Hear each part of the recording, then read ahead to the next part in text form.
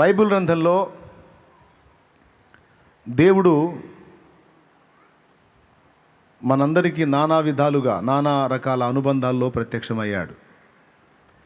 భూమి మీద ఉన్న మనుషుల్ని ఆయన జస్ట్ ఒక సృష్టిలాగా, తాను ఒక సృష్టికర్తలాగా మాత్రమే చూడలేదు. కానీ భూమి మీద మనకి ఏర్పాటు చేసినటువంటి బంధాలు ఎన్నైతే ఉన్నాయో, ఈ బంధాలన్నిటా కొన్ని బంధాలు ముఖ్యంగా, ఉదాహరణకి తల్లిగా, తండ్రిగా, అన్నదమ్ములుగా, అక్క చెల్లెండ్రుగా, మనం ఏవైతే ఆ స్నేహితునిగా, ప్రియునిగా, ఏవైతే మనం భూమి మీద కొన్ని బంధాలు కలిగి ఉంటామో స్పెషల్గా, ఆ బంధాలన్నింటా ప్రభు ప్రత్యక్షమయ్యాడు. అలా తను ప్రత్యక్షపరుచుకున్నటువంటి సంగతులలో ఒక సంగతి ఇక్కడ రాయబడింది. ముదిమి వచ్చు వరకు నిన్ను ఎత్తుకొని వాడను నేనే, తల వెంట్రుకలు నెరయు వరకు నిన్ను ఎత్తుకొని వాడను నేనే, నేనే చేసి ఉన్నాను నిన్ను చంకపెట్టుకొని వాడను నేనే, నిన్ను ఎత్తుకొనుచు రక్షించువాడను నేనే. ఈ మాటను గురించి ఎప్పుడైనా మీరు ఆలోచించారా, ధ్యానించారా? దేవుడు తనను ప్రేమించి సేవించి తనను అనుసరిస్తున్నటువంటి బిడ్డలకు, అప్పటి కాలపు ఇశ్రాయేలు జనాంగానికి ఆ మాట చెప్పాడేమో అని మీరు అనుకోవచ్చు. వాళ్ళ కోసమే ఆ మాట చెబితే ఇప్పుడు ఈ పుస్తకాన్ని నీ చేతికి నా చేతికి ఇవ్వాల్సిన అవసరం లేదు. దేవుడు ఈ గ్రంథాన్ని నీ చేతికి నా చేతికి ఇచ్చి అందులో ఈ మాటలు ఉంచాడు అంటే ఈ మాటలు ఖచ్చితంగా నీకు నాకు కూడా వర్తిస్తాయి గనుకనే ఇచ్చాడు. అలా వర్తించకపోతే ఈ గ్రంథం దేవుడు మనకి ఇవ్వకపోవును. కానీ ఈ గ్రంథాన్ని దేవుడు మనకి ఇచ్చాడంటే ఇందులో చెప్పబడిన హెచ్చరికలు కావచ్చు, దిద్దుబాటు కావచ్చు, ప్రోత్సాహం కావచ్చు, ఆదరణ కావచ్చు, అన్నీ మనకు కూడా వర్తిస్తాయి కనుకనే దేవుడు ఈ గ్రంథాన్ని మనకిచ్చాడు. దేవుడు తనను తాను మనకి పరిచయం చేసుకోవటానికి కొన్ని బంధాలని ముందుగానే మనకి ఇక్కడ అవగాహన కల్పించాడు. మనం కలిగి ఉన్నటువంటి బంధాల్లో చాలా వరకు దేవుడు మనకు ఏర్పాటు చేసినవి. ఎందుకంటే అసలు మన విషయంలో తాను ఏమై ఉన్నాడో మనకు అర్థం కావాలంటే ముందు కొన్ని బంధాలు మనకు అవగాహన కలగాలి. ఉదాహరణకి మనకి మొట్టమొదటి అనుబంధం అమ్మా నాన్నతో. ఎవరితో? అమ్మా నాన్నతో. ఎందుకంటే మన జన్మకి దేవుడు వాళ్ళని వాడుకున్నాడు గనుక మనమంటూ భూమి మీదకి వచ్చినప్పుడు మొట్టమొదట మన విషయంలో దృష్టి నిలిపింది తల్లిదండ్రులే. మనల్ని పెంచి పెద్ద చేయటానికి వాళ్ళు నానా విధాలుగా ప్రయాసపడి ఎన్నో ఇబ్బందులు కోర్చి మొత్తం మీద మనల్ని ఎక్కదీసింది వాళ్ళే. కాబట్టి ఏ మనిషికైనా తల్లిదండ్రులు సజీవులై ఉంటే అందరికంటే ఎక్కువ అనుబంధం తల్లిదండ్రులతోనే ఉంటుంది. ఫస్ట్ తర్వాత తోడబుట్టిన వాళ్ళు, తర్వాత స్నేహితులు, తర్వాత వివాహం జరిగినప్పుడు ఇక కట్టుకున్నవారు. స్త్రీలకైతే తమ పురుషుడు, పురుషులైతే తమ స్త్రీలు. ఈ అనుబంధాలు, ఈ బాంధవ్యాలు దేవుడే మనకు అనుగ్రహించాడు, ఏర్పరిచాడు. ఎందుకంటే అమ్మ ఎలా ఉంటుందో మన అమ్మను బట్టి మనకు తెలుసు. దేవుడు మన పట్ల ఎలా వ్యవహరిస్తాడో మనకు అర్థం కావటం కోసం ఇప్పుడు మీ అమ్మ నీకు తెలుసు కదా, మీ అమ్మ ఎన్ని విషయాల్లో నీ పట్ల శ్రద్ధగా ఉంటుంది, నీ కోసం ఎంత చేస్తుంది. నేను కూడా మీ అమ్మ కంటే ఎక్కువగా నిన్ను ప్రేమిస్తున్నాను, నేను నిన్ను ఇలా ప్రేమిస్తున్నాను, నీ విషయంలో ఇలా శ్రద్ధ కలిగి ఉన్నాను అనటానికి ఆల్రెడీ ఆ తరహా శ్రద్ధను మన పట్ల చూపినటువంటి వ్యక్తి ఒకరు భూమి మీద మనకు పరిచయమై ఉన్నారు. అది అమ్మ, నాన్న, ఇక తోబుట్టువులు, ఇక ఎక్సెట్రా. ఇక్కడ దేవుడు తల్లిగా తండ్రిగా మనకు ప్రత్యక్షమవుతున్నాడు. వేరే మతాల్లో కొన్ని మతాలు ఉన్నాయి. ఆ మతాలలో మనం కానీ గమనిస్తే వాళ్ళు దేవుణ్ణి తండ్రి అంటానికి భయపడతారు, దేవుణ్ణి నాన్న అనటానికి భయపడతారు వాళ్ళు. ఎందుకో తెలుసా? దేవుడు పరిశుద్ధుడు, పరిపూర్ణుడు. ఆ పరిశుద్ధుడు, పరిపూర్ణుడు అయినటువంటి దేవుణ్ణి పాపిష్టి వాళ్ళమైన మనం తండ్రి నాన్న అనటానికి అర్హత ఎక్కడుంది మనకి? కాబట్టి దేవుణ్ణి దేవుడనే అనాలి కానీ తండ్రి తల్లి అనే బంధాలు జోడించి పిలవకూడదు. పిలిస్తే దేవుని కోపానికి గురై నాశనం అవుతామని ఆ మతంలో వాళ్ళు దేవుణ్ణి దేవుడు అని అంటారు కానీ తండ్రి నాన్న అని సంబోధించరు. కానీ మత్తయి సువార్త 6లో మనం కానీ చూస్తే యేసు ప్రభు ప్రార్థన నేర్పుతూ శిష్యులకి, యేసు ప్రభు నేర్పిన ప్రార్థనలో మొట్టమొదట దేవుణ్ణి ఏమని పరిచయం చేస్తున్నాడో చూసారా?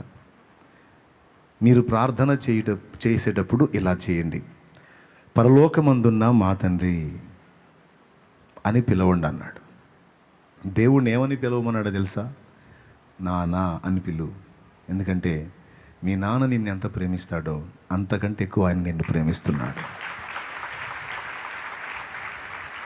Praise the lord. అంతేకాదు, మీ నాన్న దగ్గర నీకెంత చనువు స్వాతంత్ర్యం ఉందో దేవుని దగ్గర నీకు అంతే చనువు అంతే స్వాతంత్ర్యం ఉంది. భక్తి అనగానే అదొక ఆచార కాండలాగా, భక్తి అనగానే దేవుని సంబంధమైనది విషయం అనగానే బిగుసుకుపోయి ముందు అర్జెంటుగా ఈ 4 కార్యాలు ఈ క్రతువులు చేసి ముందు బయటపడదాం అనే ఒక ఇబ్బందికరమైన ప్రక్రియలాగా భక్తి ఉండకూడదు. దేవుని సేవించటం అనేది అట్లా ఉండకూడదు. Praise the lord. ఒక స్ట్రిక్ట్ ఆఫీసర్ ఉంటారు కదండి, ఆఫీసర్. ఆ ఆఫీసర్ దగ్గరికి పోవాలంటే కొంచెం ఇబ్బందిగా ఉంటుంది. స్ట్రిక్ట్గా ఉంటాడు. ఏ కొంచెం బ్యాలెన్స్ అయినా వెంటనే కామెంట్ చేస్తాడు, ఎందుకు వచ్చిన గొడవ అని. అక్కడికి వెళ్ళి కాసేపు ఆయనతో వ్యవహరించాలంటే అన్నీ ఎక్కడెక్కడ జాగ్రత్తగా చూసుకొని ఎక్కడ ఏం తేడా లేకుండా భయంగా వెళ్ళి ఆ కాసేపు అక్కడ గడిపి ఎప్పుడు బయటపడతామని ఎదురు చూసి ఆ కార్యక్రమం అయిపోగానే వెంటనే అక్కడి నుంచి జంప్. అది మనకి ఇష్టంగా ఉంటుందా, ఇబ్బందిగా ఉంటుందా? నోరు తెరిచి చెప్పండి. చాలా ఇబ్బందిగా ఉంటుంది. గంట సేపు ఉండాలంటే నరకంలాగా ఉంటుంది. 10 నిమిషాలే హింసలాగా ఉంటుంది. ఎందుకంటే ఆయన ఇబ్బందికరంగా మాట్లాడే అవకాశం ఉంది కాబట్టి ఎవరికాళ్ళు బిగుసుకుపోతారు. నా దగ్గర కూడా అంతే ఉంటుంది. ఇప్పుడు సేవకత్వంలో తరబీదు పొందుతున్న సేవకులు ఉన్నారు. అప్పటిదాకా వాళ్ళు ఫ్రీగా ఉంటారు. నేను వాళ్ళ మధ్యలోకి రాగానే అందరు రోబోలా మారిపోతారు. ఎందుకంటే ఏ కొంచెం నేను తేడాగా ఉన్నా వెంటనే అన్న గద్దిస్తాడు, వెంటనే ఆ తప్పును చూపిస్తాడు, ఖండిస్తాడు. కనుక చాలా జాగ్రత్తగా ఉండాలని నేను ఉన్నంతసేపు బిగసుకుపోయి ఉంటాను. అందుకని నేను ఎక్కువసేపు ఉన్నాను, తొందరగా పక్కకి వెళ్ళిపోతా. ఎందుకంటే వాళ్ళకి ఇబ్బంది కలిగిస్తానేమో అని. నేను పక్కకు పోగానే మళ్ళీ ఫ్రీగా మాట్లాడుకుంటా మామూలుగా ఉంటారు. ఎందుకు ఇలా చెప్తున్నానంటే దేవుని భక్తి కొంతమంది అలా ఫీల్ అవుతారు. దేవుడు అనగానే బిగుసుకుపోయి, ఇప్పుడు ప్రార్థన అనగానే ఏదో 4 ముక్కలు భయంగా చెప్పేసి పక్కకు వచ్చేయాలి. సన్నిధి అనగానే కాసేపు వెళ్ళి అందరితో కలిసి కూర్చొని అయిపోగానే జంప్ అయిపోవాలి. ఆ దేవుని కార్యాలు ఏవైనా ఉంటే వాటిని జాగ్రత్తగా చేయాలి అని అట్లా దేవుడు అనగానే బిగుసుకుపోతారు. కానీ దేవుణ్ణి గురించి ప్రభు ఏమని పరిచయం చేస్తున్నాడో తెలుసా? మీ నాన్న దగ్గర ఎప్పుడైనా బిగసుకుపోయావా నువ్వు? కొంతమంది తండ్రులు ఉంటారు, పిల్లల ముందు ఏదో పెద్ద సీరియస్గా ఉన్నట్టుగా బిల్డప్ ఇచ్చేటువంటి తండ్రులు కొంతమంది ఉన్నారు. అలాంటి తండ్రుల దగ్గర పిల్లలు కొంచెం ఇబ్బందిగానే ఉంటారు. ఎందుకంటే కొంతమంది తండ్రులు అంటారు, మనం మెత్తగా ఉంటే పిల్లలు ఎట్టబడి తట్టుంటారండి, అందుకే వాళ్ళ ముందు మనం సీరియస్గా ఉండాలి. నీ బొంద సీరియస్గా ఉంటే వాడు నీ దగ్గరికి రాడు, చేసేయని ముసుగులో చేస్తాడు. తెలివి తక్కువతనం అది. అట్లా కాదు ఉండాల్సింది. వాడు చనువుగా నీ దగ్గరకు వచ్చి వాడికి కలిగే భావాలు, భావోద్రేకాలు, స్పందనలు అన్నీ నీతో పంచుకోవడానికి అనుగుణ్యంగా వానికి కంఫర్ట్గా మనం ఉండాలి. బెగ తీసుకొని ఏదో మన నరాల బలహీనత ఉన్నలాగా నీళ్ళుకొని ఉండాల్సిన అవసరం లేదు పిల్లల దగ్గర. పాపం బయట వాడికి ఎక్కడ స్వేచ్ఛ ఉండదు అనుకో, నీ దగ్గరేగా వాడికి ఉండేది స్వేచ్ఛ.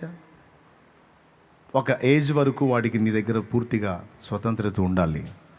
తర్వాత ఇక వాడిని క్రమశిక్షణలో పెట్టాల్సిన వయసు వచ్చినప్పుడు గద్దించే కాడ గద్దించాలి, కోప్పడే కాడ కోప్పడాలి. తర్వాత మళ్ళీ ప్రేమగా దగ్గరగా తీసుకొని ఇట్లా కాదు నాన్న ఇట్లా అని చెప్పాలి. బెత్తం వాడే కాడ బెత్తం వాడాలి, గద్దించే కాడ గద్దించాలి. కానీ అచ్చంగా అదే కండిషన్లో పొద్దస్తమానం ఉంటే ఇక నువ్వు వస్తున్నావు అంటేనే పోలీసు వాడిని చూసి దొంగోడు బారిపోయినట్టు బారిపోతుంటాడు వాడు. ఇటు పక్క నాన్న వస్తున్నాడు రా అంటే అటు పక్కబడి పరిగెత్తుతూ ఉంటాడు. దేవుని కృప వల్ల నాకు ఆ కర్మ బట్టల, నాకు ఆ గతి బట్టనిలా మా అయ్య. ఎంత ఎంత చనువు మా నాన్న దగ్గర, ఎంత స్వాతంత్ర్యం అంటే ఒక మంచి స్నేహితుడితో స్నేహం చేసినట్టు మా నాన్నతో నేను అంత ఫ్రెండ్షిప్ చేశాను. మా నాన్నతో ఇప్పటికి కూడా దేవుడిని తలుచుకొని రోజు ఉండదో, మా నాన్నని నేను గుర్తు చేసుకొని రోజు ఒక్కటి కూడా లేదు. 2015లో ఆయన ప్రభు దగ్గరికి వెళ్ళాడు. ఇది 2022 కదా, 6 నుండి 7 వచ్చింది అనుకుంటాను. ఇన్ని సంవత్సరాలలో ఒక్కరోజు కూడా ఒక్క డే ఈ రోజంతా అసలు మా నాన్న ఒక్కసారి కూడా గుర్తు చేసుకోలేదు అన్న రోజు ఒక్కరోజు లేదు. ప్రతిరోజు ఆయన గుర్తు చేసుకుంటానే ఉన్నాను. అమ్మను గుర్తు చేసుకోలేదంటే అమ్మ సజీవంగా ఉంది దేవుని కృప వల్ల, ఇంకా ఉండును గాక. మా అమ్మకి ఇంకా దేవుడు మంచి ఆరోగ్యం ఇచ్చి దీర్ఘాయువు ఇచ్చి ఇంకా ఆమెని నా కొరకు ఉంచును కాక. అమ్మ ఉంది, అమ్మను కూడా గుర్తు చేసుకుంటాను. కానీ ఎక్కువ నాన్నతో, ఎందుకంటే నాన్న పాత్ర మా అమ్మ తీసుకుంది, కోటింగ్ ఇచ్చే పాత్ర. అందుకని ఆమెతో కొంచెం తక్కువే. ఆమెకు మనసు బాగుండి అంతా ప్రశాంతంగా ఉంటే మాకు వసంత ఋతువు కనపడతా ఉంటుంది ఇంట్లో. ఇక ఏదన్నా తేడా వచ్చి వ్యవహారం తేడా పడిందంటే మండు టెండల్లో వేసవిలో మన ముఖాలు మాడిపోయి వాడిపోతాయి. అట్లా అన్ని అనుభవాలు చూపిస్తుంది. మా నాన్న అట్లాగా చక్కగా మంచి స్నేహితుడిలాగా మాట్లాడుతూ ఉంటాడు. ఎప్పుడో అరుదుగా కోపడతాడు. ఆ కోపటి కొట్టే దెబ్బలు కూడా ఎట్టకూడతాడు తెలుసా? ఏదో కర్ర కత్తి కట్టే ఏదో తీసుకొని అమ్ముతా పొడుస్తా ఇది ఏమనడు. ఆయన చెయ్యి కట్టెలాగా ఉంటుంది, కట్టె వరుస చెయ్యి. ఆయనకి బాగా విసుగు పుట్టిస్తే చాలా స్పీడ్గా పరిగెత్తుకుంటూ వస్తాడు దగ్గరికి. అయిపోయిందిరా ఏదో చేస్తాడు ఇప్పుడు అనుకుంటాం, ఒట్టిదే బిల్డప్. అంత స్పీడ్గా వచ్చి నీట్గా తలను పట్టుకొని ఈ డిప్ప మీద ఒకటి ఇస్తాడు. అది ఒక చిన్న దెబ్బే, కాసేపు ఏం అర్థం కాదు. తర్వాత ఏదికి 2-3 మాటలని ఇంకా పక్కకి వెళ్ళిపోతాడు. అర్థమైపోయింది ఇక మా నాన్న ఎంత మాత్రం కొడతాడో అర్థమైపోయింది స్టార్టింగ్లోనే. ఎందుకు అంటే ఇష్టం లేదు నన్ను కొట్టడం. ఆయన ఒక ప్రేమ గల తండ్రి, చాలా చనువు ఉంది. ఎంత చనువు అంటే నా పర్సనల్, నా ప్రతి ఆలోచన, నా హృదయంలో కలుగుతున్న భావాలు కూడా ఆయన ముందు వ్యక్తపరచడానికి సరిపోయినంత చనువు మా నాన్న నాకు ఇవ్వగలిగాడు.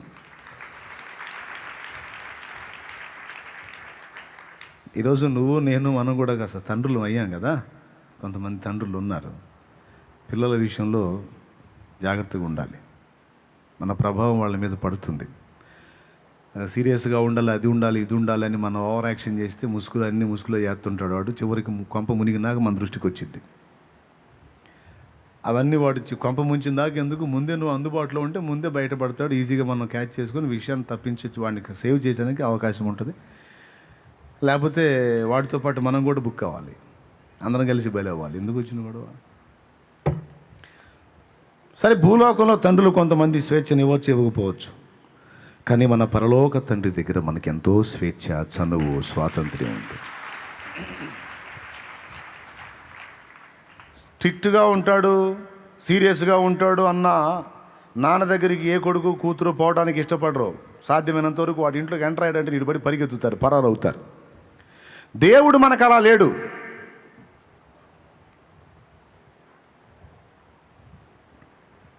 దేవుడు మనకి ఒక ప్రేమగల తండ్రి. నన్నెంతో ప్రేమించి నా మంచి చెడులను ఆకాంక్షించి నాలో ఉన్నవేవో గుర్తించి నన్ను ప్రోత్సహించి ఒక ప్రేమగల తండ్రి దగ్గరికి పోయి ఆయనతో స్నేహం చేయడానికి నేను ఇబ్బంది పడతానా?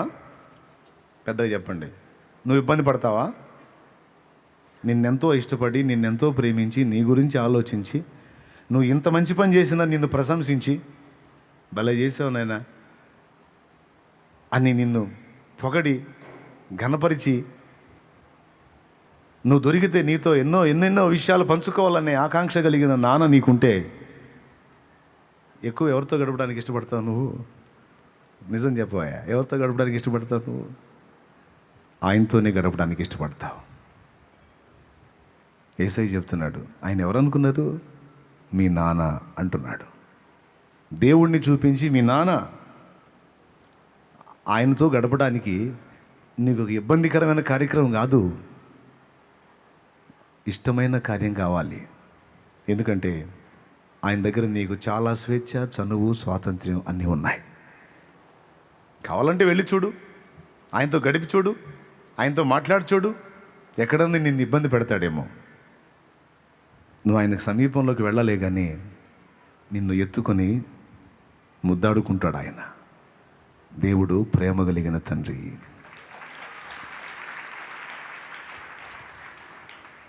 కొంతమందికి ఇది తెలియదు, అందుకే వాళ్ళ భక్తి ఒక ఆచారంగా మాత్రమే. ఇశ్రాయేలు జనాంగానికి దేవుని భక్తి అంటే ఎక్కడన్నా లెక్కలు తేడా వచ్చినాయి అంటే సస్తాంరా బాబోయ్ అన్నంత భయం. అందుకే దేవుని కార్యం అంటే బిగుసుకొని అంతవరకు చేసి పక్కకి జంపు. దేవునిలో ఒక షేడ్ అది. రెండవ షేడ్ యేసయ్య చూపించాడు. ఏంటంటే ఆయన ప్రేమ స్వరూపి. యోహాను సువార్త 3:16 దేవుడు లోకమును ఎంతో ప్రేమించాను. లోకాన్ని ప్రేమించానంటే లోకంలో ఉన్న మట్టిని మశానాన్ని ప్రేమించాడా? నో, నిన్ను నన్నే ప్రేమించాడు ఆయన.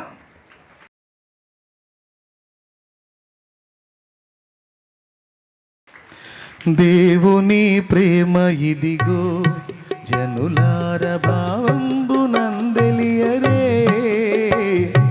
దేవుని ప్రేమ ఇదిగో జనులార భావంబునను తెలియరే.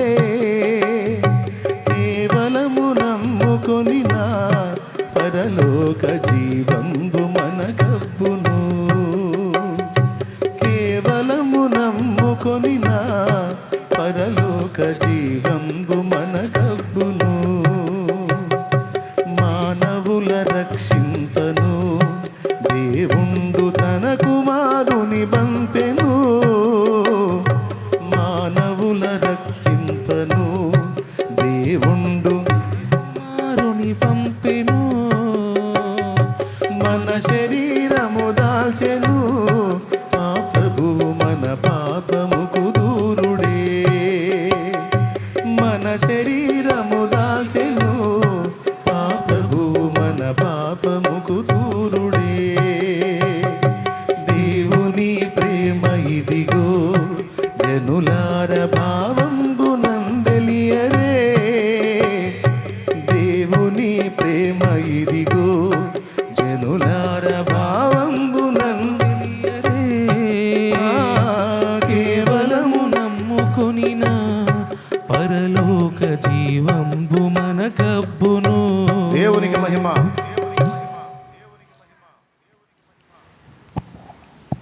మానవులను రక్షింప దేవుడు తన కుమారుని పంపెను.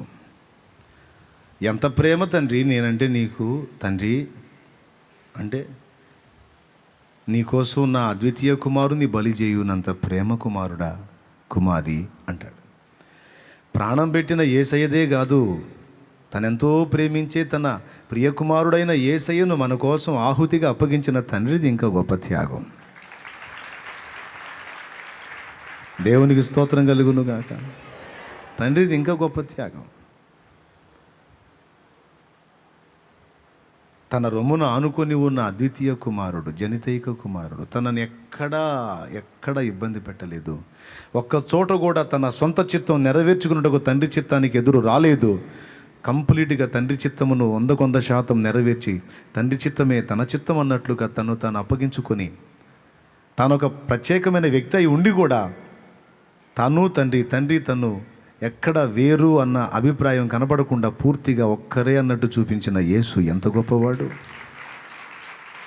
అలాంటి యేసును నీకోసం నా కోసం బలి చేయడానికి ఇష్టపడ్డ తండ్రి ఇంకెంత గొప్పవాడు. పరలోక తండ్రి. దేవుడు మనకి నాన్న. ఏంటి దేవుడు అనగానే బిగసుకుపోవద్దు. దేవునితో గడపడానికి ఇష్టంగా పరిగెత్తాలి. హాస్టల్లో ఉన్న పిల్లలు ఇంటికి పోవాలంటే అమ్మా నాన్న కోసం ఎటు పరిగెత్తుతారు చెప్పండి? 6 నెలలు వాడు హాస్టల్లోనే ఉన్నాడు. ఎప్పుడు రా నాకు ఈ బంధకాల్లోంచి విడుదల అని చూస్తున్నాడు. ఈలోపు సెలవులు వచ్చేసాయి. అందరూ వాళ్ళ తల్లిదండ్రులు వచ్చి పిల్లల్ని తీసుకెళ్తున్నారు. వీడి తల్లిదండ్రులు ఇంకా రాలా. ఎదురు చూస్తాడో చూడ్డా. పిల్లలందరూ పోయి పాపం ఆఖరికి వీడు ఒక్కడే మిగిలిపోయి చివరికి ఎవడో పరిగెత్తుకుంటూ వచ్చి, రే మిమ్మ మీ నాన్న వచ్చారా, గేట్ దగ్గర ఉన్నారు, నేను రమ్మంటున్నారు అంటే, ఆహా అవునా ఓకే అంటాడు వాడు.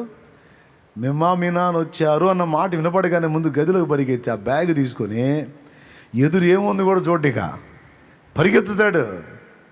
పరిగెత్తుకుంటూ ఎలాగున తండ్రిని హత్తుకుంటాడు, తల్లిని హత్తుకుంటాడు.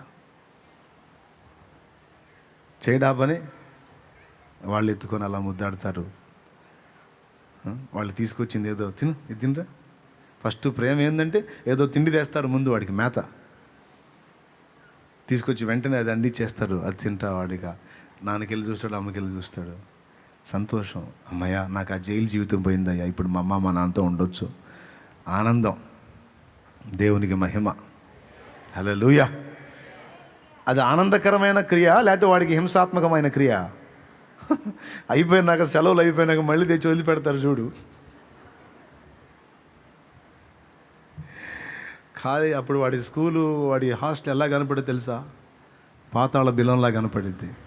ఇప్పుడు ఈ బిలంలోకి పోవాలా నేను? నా ప్రియమైన తల్లిదండ్రులను వదిలిపెట్టి ఈ పాతాళ బిలంలోకి దిగాలని నేను అన్నట్టు ఫీల్ అయిపోయి ఏడుస్తాడు. వెనక్కి చూస్తుంటాడు, వీళ్ళు ఏడుస్తుంటారు, వాడు ఏడుస్తుంటాడు, వీళ్ళు ఏడుస్తుంటారు, వాడు ఏడుస్తుంటాడు. వీళ్ళిద్దరిని చూసి టీచర్ ఆశ్చర్యంగా చూస్తుంటాడు. ఎలాండయా బాబు భలే వాళ్ళు తయారయ్యారు, మీరు ఏడుస్తున్నారు బుద్ధి లేకుండా. పడే బా చూసే బా. ఇంకేముంది, ఇక దూతలు స్టార్ట్ అయ్యారు, నన్ను హింసించే దూతలు. పాతాళలో ఒక దూతల్లా కనపడతారు టీచర్స్. తల్లిదండ్రిని ఎడబాయాలంటే వాడికి అది హింస, తల్లిదండ్రిని సమీపించాలంటే వాడికి అది ఎంతో ఇష్టమైన విషయం. మరి దేవుని దగ్గరికి వెళ్ళి దేవునితో మనసారా మాట్లాడుకోవడానికి, ఆయనతో స్నేహం చేయడానికి, ఆయనతో కలుసుకోవడానికి ఇబ్బంది పడి సత్తారు ఏందండి జనం. మిమ్మల్ని కాదులే, ఇబ్బంది పడే వాళ్ళ గురించి మాట్లాడుతున్నాను నేను. దేవునికి స్తోత్రం. హల్లెలూయా. అది ఎంత ముఖ్యమైన సంగతి, అది ఎంత అవసరమైంది, ఎంత ఆహ్లాదకరమైంది దేవునితో మనం కలుసుకోవటం. ప్రార్థన అనగానే ఏం బాధ కొంతమందికి. అప్పటిదాకా ఎంతసేపన్నా కూర్చుంటారు, ఎంతసేపైనా ఇది చేస్తారు. ప్రార్థన చేద్దాం ఒక గంట సేపు అంటే గంట అని ఒకళ్ళు చూసుకుంటారు. కాసేపు దేవునితో గడపండి అంటే కూర్చోరు. ఆమేన్, తండ్రి అయిన దేవుని ప్రేమ, కుమారుడు క్రీస్తు కృప అంటుండగా నీకు సర్దుతారు. పరిశుద్ధాత్మతోడి మనోహర దివ్య సహవాసం సదా తోడై ఉండును గాక అనగానే లేచిగా పోతానే ఉంటారు. అయిపోయింది బాబాయ్ అమ్మయ్య అని. అంటే ఏముంది, గమనిస్తూ ఉంటాను. కోటమైనా కూడా ఎవరు కూర్చుంటారు తండ్రితో అని. దేవునితో మనం గడపటం వాస్తవం అర్థం చేసుకుంటే ఒక అద్భుతమైన ప్రక్రియ అండి, అద్భుతమైన సంగతి అది. అంతకు మించిన ఆనందకరమైన ఘట్టం ఇంకేముంది చెప్పు నాకు? అంతకు మించిన మధురమైన అనుభూతి, ఆనందకరమైన ఘట్టం ఇంకొకటి ఏముంది? భక్తులు ఏమని కోరుకున్నారు? దేవుడు నాకు ప్రత్యక్షమై ఏం వరం కావాలో కోరుకుంటే, రాజ్యం వద్దు, సింహాసనం వద్దు, భోగాలు వద్దు, కానీ నీ సన్నిధి కావాలి, నీ ముఖ ప్రత్యక్షత చూడాలి, నీ ప్రసన్నతను అనుభవించాలి, తండ్రి నీతో గడపాలి అనే నేను ఆ వరం అడుగుతాను అన్నాడే ఒక భక్తుడు. అంటే ఎవరు ఇబ్బంది ఫీల్ అవుతారో తెలుసా? దేవుణ్ణి తమ నాన్నగా ఎరగని వాళ్ళు ఆయనతో కూర్చోడానికి ఇబ్బందిగా ఫీల్ అవుతారు. తెలుసా మీకు? దేవుణ్ణి తమ తండ్రిగా గుర్తుపట్టిన వాళ్ళు చాలా చనువుగా, ఇంకా చెప్పాలంటే ఎప్పుడు అవకాశం వస్తే అప్పుడు ఆయన దగ్గర పరిగెత్తుద్దామన్న ఆకాంక్షలో ఉంటారు.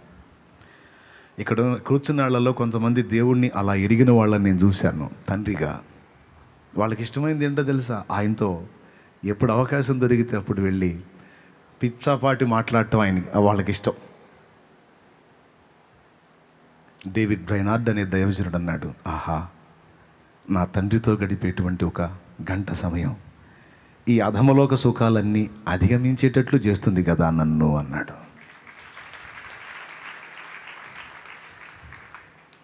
శామ్యూయల్ మోరిస్ అనే దైవజనుడు అన్నాడు, ప్రార్థనని నేను మా నాన్నతో మాట్లాడుతున్నాను అని. మా నాన్న పిలిచాను, మా నాన్న వచ్చి కూర్చున్నాడు, మా నాన్నతో మాట్లాడొస్తాను అంటాడు. ఇక దానికి ప్రార్థన అని మనం పెట్టాము. ఇక ప్రార్థన అంటే మనకి ఒళ్ళు నొప్పులు, కాళ్ళు నొప్పులు, ఈ నొప్పులు, ఈ నొప్పులు అన్నట్టు.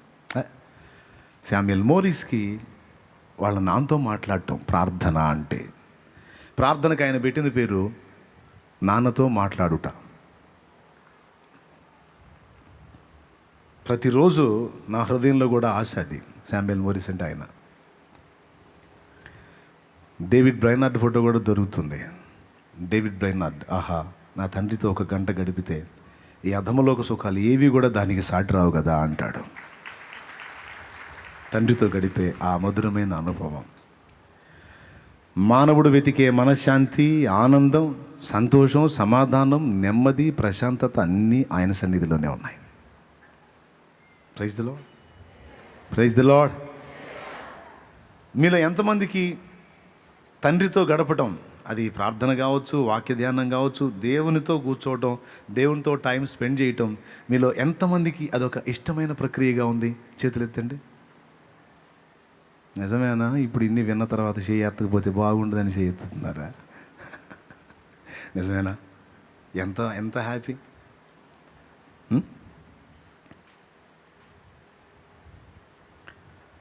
నాన్న ధైర్యం, భరోసా, జ్ఞానం, దిద్దుబాటు, హెచ్చరిక, వార్నింగ్, ప్రోత్సాహం.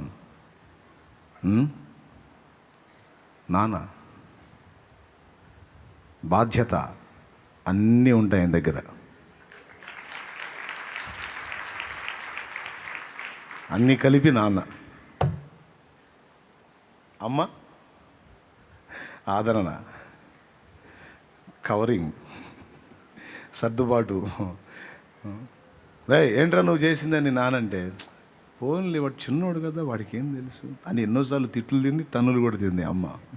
సపోర్టర్, కవరింగ్ అన్నమాట, మన పాపాన్ని కవర్ చేస్తూ ఉంటుంది అమ్మ. మధురమైన బంధం. కొంతమందికి నాకు తల్లిదండ్రి చిన్నప్పుడే పోయారన్న అంటారు. ఓకే, వాళ్ళతో బంధం తాత్కాలికమే, కానీ వాళ్ళకు మించినటువంటి ప్రేమ నీ పట్ల కలిగిన యేసు ప్రభు తండ్రి ఈరోజు నీతో మాట్లాడుతున్నాడు. ఈయన ఎప్పటిదాకా ఆ మెట్లో ఉన్నాడు అంటే ఎప్పటికీ ఆయన అంతే ఉంటాడంట మన విషయంలో. నేను చిన్నగా ఉన్నప్పుడు ఆయన నాన్న, నేను ముసలోడైనాక ఆయన నాకేం నాన్న అంటే కాదు, నువ్వు చచ్చే పొజిషన్కి వచ్చినా కూడా ఆయన నీకు నానే, నువ్వు ఆయనకి చిన్న బిడ్డవే. సుమారుగా 120 సంవత్సరాలు బతికాడు అంటారు మంగమూరి దేవదాస్ అయ్య గారు. 120 బతకపోయినా కనీసం 110 అన్న బతికుంటాడని నా నమ్మకం. అంత పెద్ద వయసు ఆయన దేవుని దగ్గరికి వెళ్ళి ఏమన్నాడో తెలుసా? నన్ను దిద్దుము చిన్న ప్రాయము సన్నుతుండగు నాయనా, నన్ను దిద్దుము చిన్న ప్రాయము సన్నుతుండగు నాయనా, నీవు కన్న తండ్రి వంచు నిన్ను చేరితిని నాయనా, నన్ను దిద్దుము చిన్న ప్రాయము సన్నుతుండగు నాయనా, దూరమునకు పోయి నీ దరి చేరనైతిని నాయనా, దూరమునకు పోయి నీ దరి చేరనైతిని నాయనా, నేను కారు మూర్ఖపు పిల్లనై కారడవి తిరిగితి నాయనా, నన్ను దిద్దుము చిన్న ప్రాయము సన్నుతుండగు నాయనా.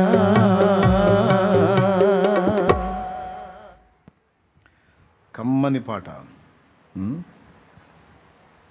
కొద్ది నరుడను దిద్ది నన్ను నీ యొద్ద చేర్చుము నాయన, నీ యొద్ద చేర్చి బుద్ధి చెప్పుము మొద్దునై తిని. ఏమయ్యాడంట? మొద్దున్నయ్యాను తండ్రి, మరీ మొద్దు చేష్టలు చేస్తున్నాను తండ్రి, బుద్ధి చెప్పయ్యా, నన్ను కొట్టయ్యా, చెంప మీద కొట్టయ్యా, నాకు బుద్ధి చెప్పయ్యా. కొద్ది నరుడను దిద్ది నన్ను నీ యొద్ద చేర్చుము నాయన, కొద్ది నరుడను దిద్ది నన్ను నీ యొద్ద చేర్చుము నాయన, నీ యొద్ద చేర్చి బుద్ధి చెప్పుము మొద్దునై తిని నాయన, నన్ను దిద్దుము చిన్న ప్రాయము సన్నుతుండగు నాయన, శత్రువగు సాతాను నన్ను మిత్రుజేయును నాయన, శత్రువగు సాతాను నన్ను మిత్రుజేయును నాయన, ఎన్నో సూత్రములు గల్పించెను నా నేత్రములకు నాయన, నన్ను దిద్దుము చిన్న ప్రాయము సన్నుతుండగు నాయన, జ్ఞానమంతయు వాడు చేసి కాననైతిని నాయన, జ్ఞానమంతయు వాడు చేసి కాననైతిని నాయన, నీవు జ్ఞానము గల తండ్రి వచ్చు జ్ఞప్తి వచ్చెను నాయన, నన్ను దిద్దుము చిన్న ప్రాయము సన్నుతుండగు నాయన. జ్ఞానమంతా పాడు చేసి పిచ్చోడినై మూర్ఖుడినై ఇలాగ అయిపోయాను, ఇక నాకు తెలివి ఎట్లా వస్తుంది, జ్ఞానం ఎవరు చెప్తారు, నాకు నడక ఎట్లా వస్తుంది, నన్ను ఎవరు నడిపిస్తారు అంటే, మా నాన్నవు నువ్వు గుర్తొచ్చావు నా తండ్రి, నువ్వు జ్ఞానం గల నాన్నవి, నువ్వు నీ దగ్గర దేనికైనా సమాధానం ఉంటుంది తండ్రి, నువ్వు అనంత జ్ఞానివి అని జ్ఞప్తి వచ్చింది, జ్ఞాపకం వచ్చిందిగో నీ వద్దకు వస్తున్నాను, నన్ను దిద్దవయ్యా నాయన అంటే నానా అని అర్థం. ఏమని అర్థం నాయన? నాయన అంటే నానా అనే అర్థం. ఎంత చనువుగా వ్యవహరించారండి భక్తులు. పతితుల పాలిటి పరమదయాళు, దయచేయి నీ దయ దీనునికి పుడు, దయచేయి నీ దయ దీనునికి పుడు, దేవకుమార దీనోపకార, నా వంక దయ చూడ నా ఎన్నరారా. దేవుణ్ణి రా అని పిలుస్తున్నాడు, నా ఎన్న రారా అంటున్నాడు. దేవుడు అక్కడ తప్పు పట్టడు. పరవశంలోని పిలుపది, అందులో మాధుర్యం ఉంది. అంటే ఎందుకు చెబుతున్నా అంటే, దేవుణ్ణి ఎంత సెన్సిటివ్గా టచ్ చేస్తున్నాడో చూడు, ఎంత సున్నితంగా తాగుతున్నాడో చూడు. హద్దులేనటి లోకాశల అవివేకినై, తిరుగాడితే కూడి ఆడితే, కూడి ఆడితే మొద్దులతో నింక కూటమి, మొద్దులతో నింక కూటమి, వద్దయ్యా వద్దయ్యా వద్దయ్య తండ్రి నన్ను గన్నయ్య రావే నా యేసు, నన్ను గన్నయ్య రావే నా ప్రభువా, నన్ను గన్నయ్య రావే నా యేసు, నన్ను గన్నయ్య రావే నా ప్రభువా. హద్దులేనటి లోకాశల వివేకినై కూడియాడితి, హద్దులేనటి లోకాశల వివేకినై కూడియాడితి, మొద్దులతో నింక కూటమి, మొద్దులతో నింక కూటమి, వద్దయ్యా వద్దయ్యా వద్దయ్య తండ్రి నన్ను గన్నయ్య రావే నా యేసు, నన్ను గన్నయ్య రావే నా ప్రభువా. నన్ను పాట ఎందుకు పాడాను అనుకున్నావు? దేవుణ్ణి వాళ్ళు టచ్ చేసిన విషయం మీరు గుర్తిస్తారేమో అని దేవుణ్ణి వే అంటున్నాడు. వే ఏంది? వేగి అనొచ్చా? దేవుణ్ణి అనొచ్చా? రా ఏంది? రా అనొచ్చా? అన్నారు. మనం వాడుతున్నాం. మరి ఇందులో ఇవి ఉన్నాయి కదా అనిపించలేదు కదూ? అంత చనువు.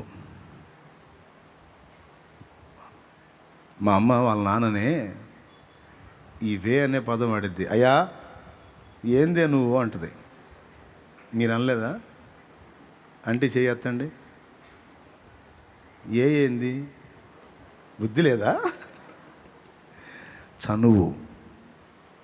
అయ్యా నాన్న అనటం తెలియదు వాళ్ళకి. అయ్యా అనే పదం మనకు ముందు తరం. మనం నాన్న అంటున్నాం. ఇప్పుడు డాడీయోయ్ daddy daddy daddy daddy daddy అయిపోయింది ఇప్పుడు. అయ్యా, భక్తులు దేవుణ్ణి అంత చనువుగా తాకారు. నన్ను గన్నయ్య రావే నా యేసు, నన్ను గన్నయ్య రావే. ఆ భక్తి ఏదండి? అంత సామీప్యం ఏది? దేవుణ్ణి అంత అద్భుతంగా టచ్ చేసిన ఆ అనుభవం ఏది? దేవునికి స్తోత్రం కలుగును గాక. చెప్పండి గట్టిగా. ఈ అనుభవాలు అర్థమైతే దేవుడు పిచ్చి పట్టిద్దండి మనకి. ఈ అనుభవాలు అర్థమైతే ఇక అంత మించిన లోకం ఇంకోటి కనపడదు. ఇక ఆయనే ప్రపంచం అయిపోతాడు, ఆయనే లోకం అయిపోతాడు. ఒక ఆయనేమో రారా అంటాడు. రాయింది? నా వంక దయ చూడ నాయన్నరారా దేవకుమారా, వృక్షము బాసిన పక్షినేనయ్యా.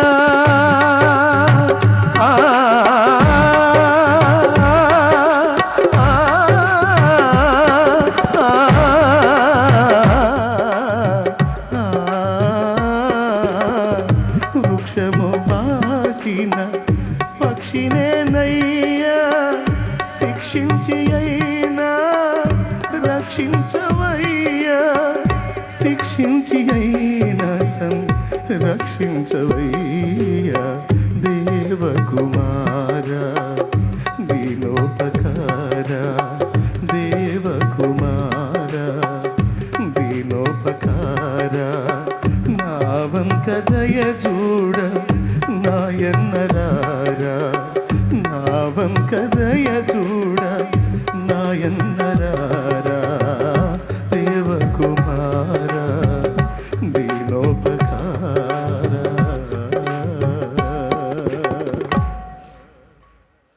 అబ్రహాంకి ఎంత చనువు, ఏలియాకి ఎంత స్వాతంత్ర్యం, మోషేకి ఎంత చనువు. దేవా నువ్వు పంపదలిచిన వాడిని పంపంటాడు. ఏం పిచ్చి పిచ్చుకుందా? పంపదలిచిన వాడు ఎవడో ఉంటే నీ దగ్గరికి ఎందుకు వస్తా నేను? పా దేవా నీకు తెలియదు, నేను కాస్త మాట సరిగా ఉండదయా, పద అంటాడు. దేవుడు మీ నాన్న. చెప్పు. దేవుడు నానంటే ఇప్పుడు ప్రార్థన అనగానే బిగసపోకూడదు, పరిగెత్తాలి. ఎప్పుడు దొరికిద్ది అవకాశం, ఎప్పుడు దొరికిద్ది ఆ ఛాన్స్? మీరు ఎంతమందికి ఇష్టం తండ్రితో మాట్లాడుకోవటం? నిజంగా ఇష్టమేనా? ఒకవేళ ఇప్పటిదాకా ఇష్టం లేకపోతే ఇక నుంచి ఇష్టం. ఓ కూర్చో. ఆయన నాన్న. యెషయా గ్రంథం 46:4 ముదిమి వచ్చు వరకు, అంటే తల మొత్తం నెరసిపోయి అందరూ నిన్ను పెద్ద ఆయన అన్నా, యేసయ్య అంటున్నాడు, తండ్రి అంటున్నాడు, నువ్వు నాకు ఎప్పటికీ చిన్నాయనివే. ఎంత చిన్నాయనివి అంటే నేను ఎత్తుకునేంత చిన్నాయనివి నువ్వు నాకు అంటున్నాడు ఆయన. తల మొత్తం తెరిసి పెద్దమ్మ పెద్దమ్మ పెద్దమ్మ, బామ్మ, నాయనమ్మోయ్, అమ్మమ్మోయ్ అనిపించుకున్నా, తాతమ్మోయ్ అనిపించుకున్నా, నాకు మాత్రం నువ్వు చిన్నావే. ఎంత చిన్నావి అంటే నేను ఎత్తుకుని ముద్దాడుకునేంత చిన్నదానివి నువ్వు నాకు. హల్లెలూయా. యేసయ్య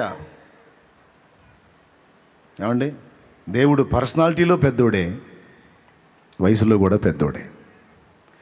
ఇక్కడ అంటున్నాడు, నిన్ను ఎత్తుకొనుచు రక్షించువాడును నేనే. పురుషుడు ఏ మాత్రం అవకాశం ఉన్నా నిలువుకి ఎత్తుకోవడానికి చూస్తాడు, స్త్రీ చంకనేసుకోవడానికి చూస్తుంది. చంక పెట్టుకున్నవాడును నేనే అన్నాడు, ఎత్తుకున్నవాడును నేనే అన్నాడు. ఇక్కడ రెండు క్యారెక్టర్లో ఆయనే కనపడుతున్నాడు. ఎత్తుకున్నవాడును నేను అంటే మీ నాన్నని అంటున్నాడు ఆయన.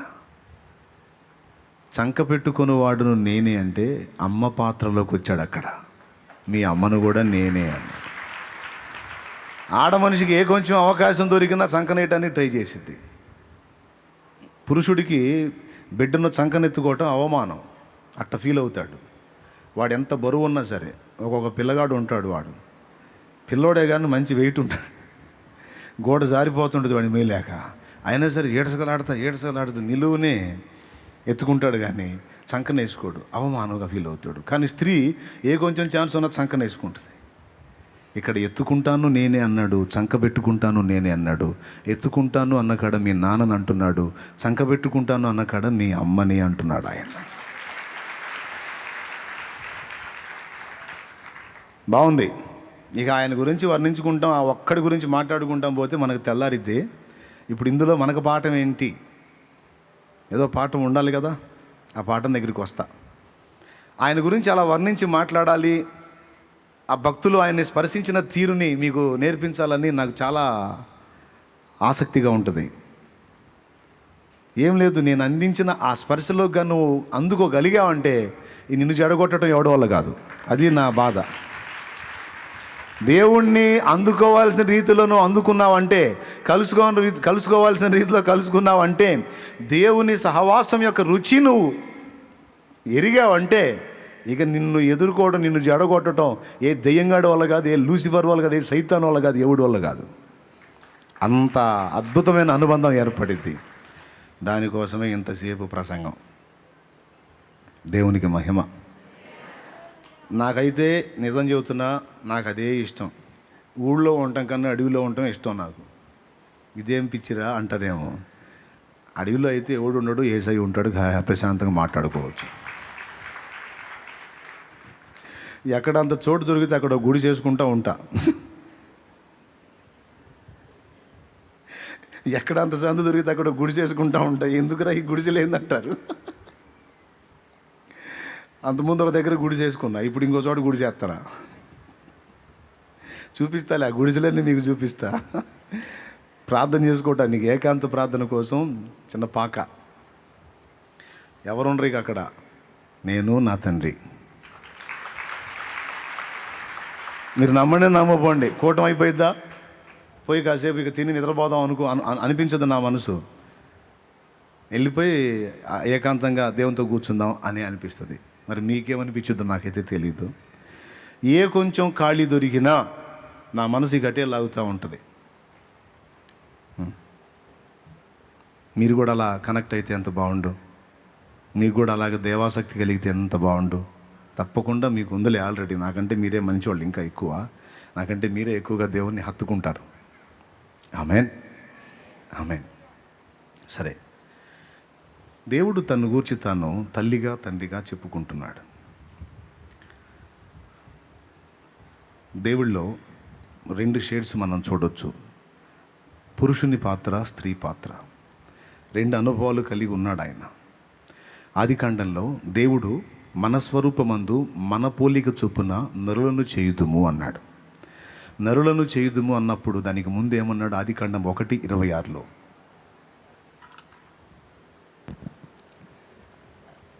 దేవుడు మన స్వరూపమందు మన పోలిక చొప్పున నరులను చేయుదుము, వారు సముద్రపు చేపలను, ఆకాశ పక్షులను, పశువులను, సమస్త భూమి మీద ప్రాకు ప్రతి జంతువును ఏలుదురుగా కాని పలికెను.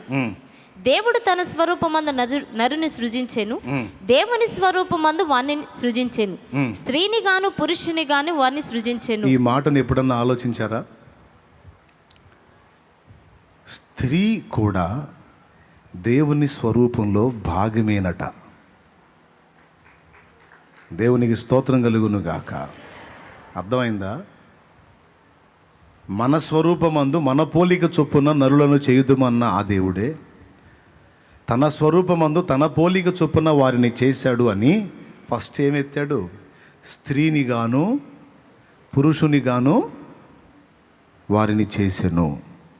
ఇప్పుడు పురుషుడు దేవుని స్వరూపం, మరి స్త్రీ ఎవరు? స్త్రీ కూడా దైవ స్వరూపంలో ఒక భాగమే.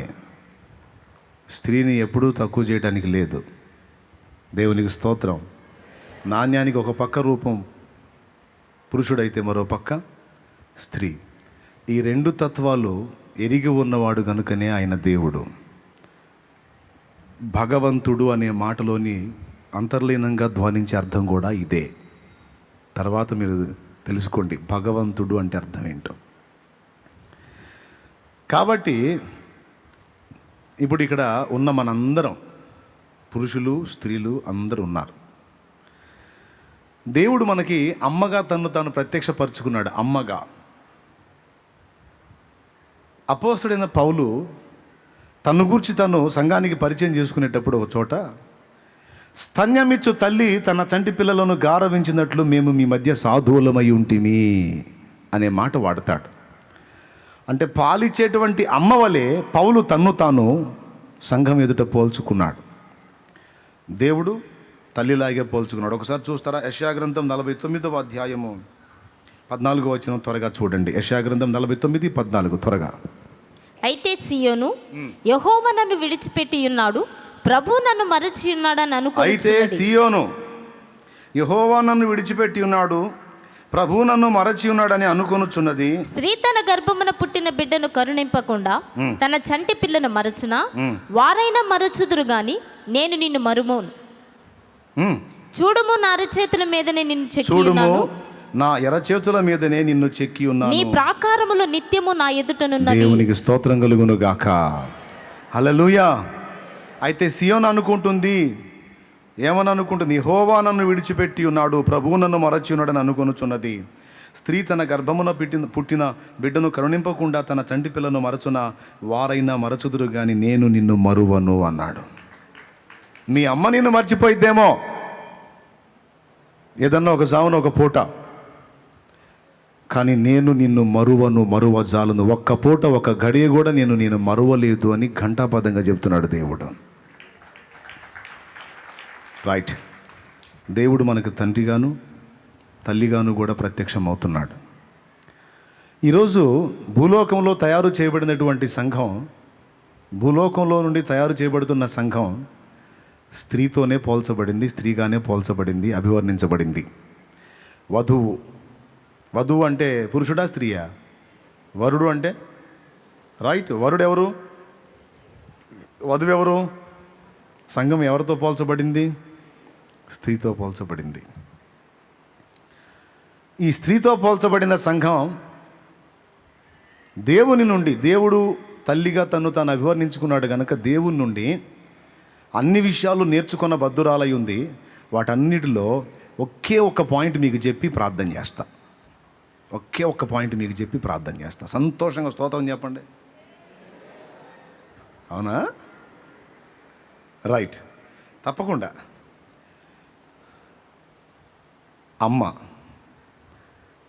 అమ్మలోని సుగుణాలను గురించి మిమ్మల్ని వర్ణించమంటాను. నంబర్ 1 మీరు చెప్పేది ఏంటి చెప్పండి.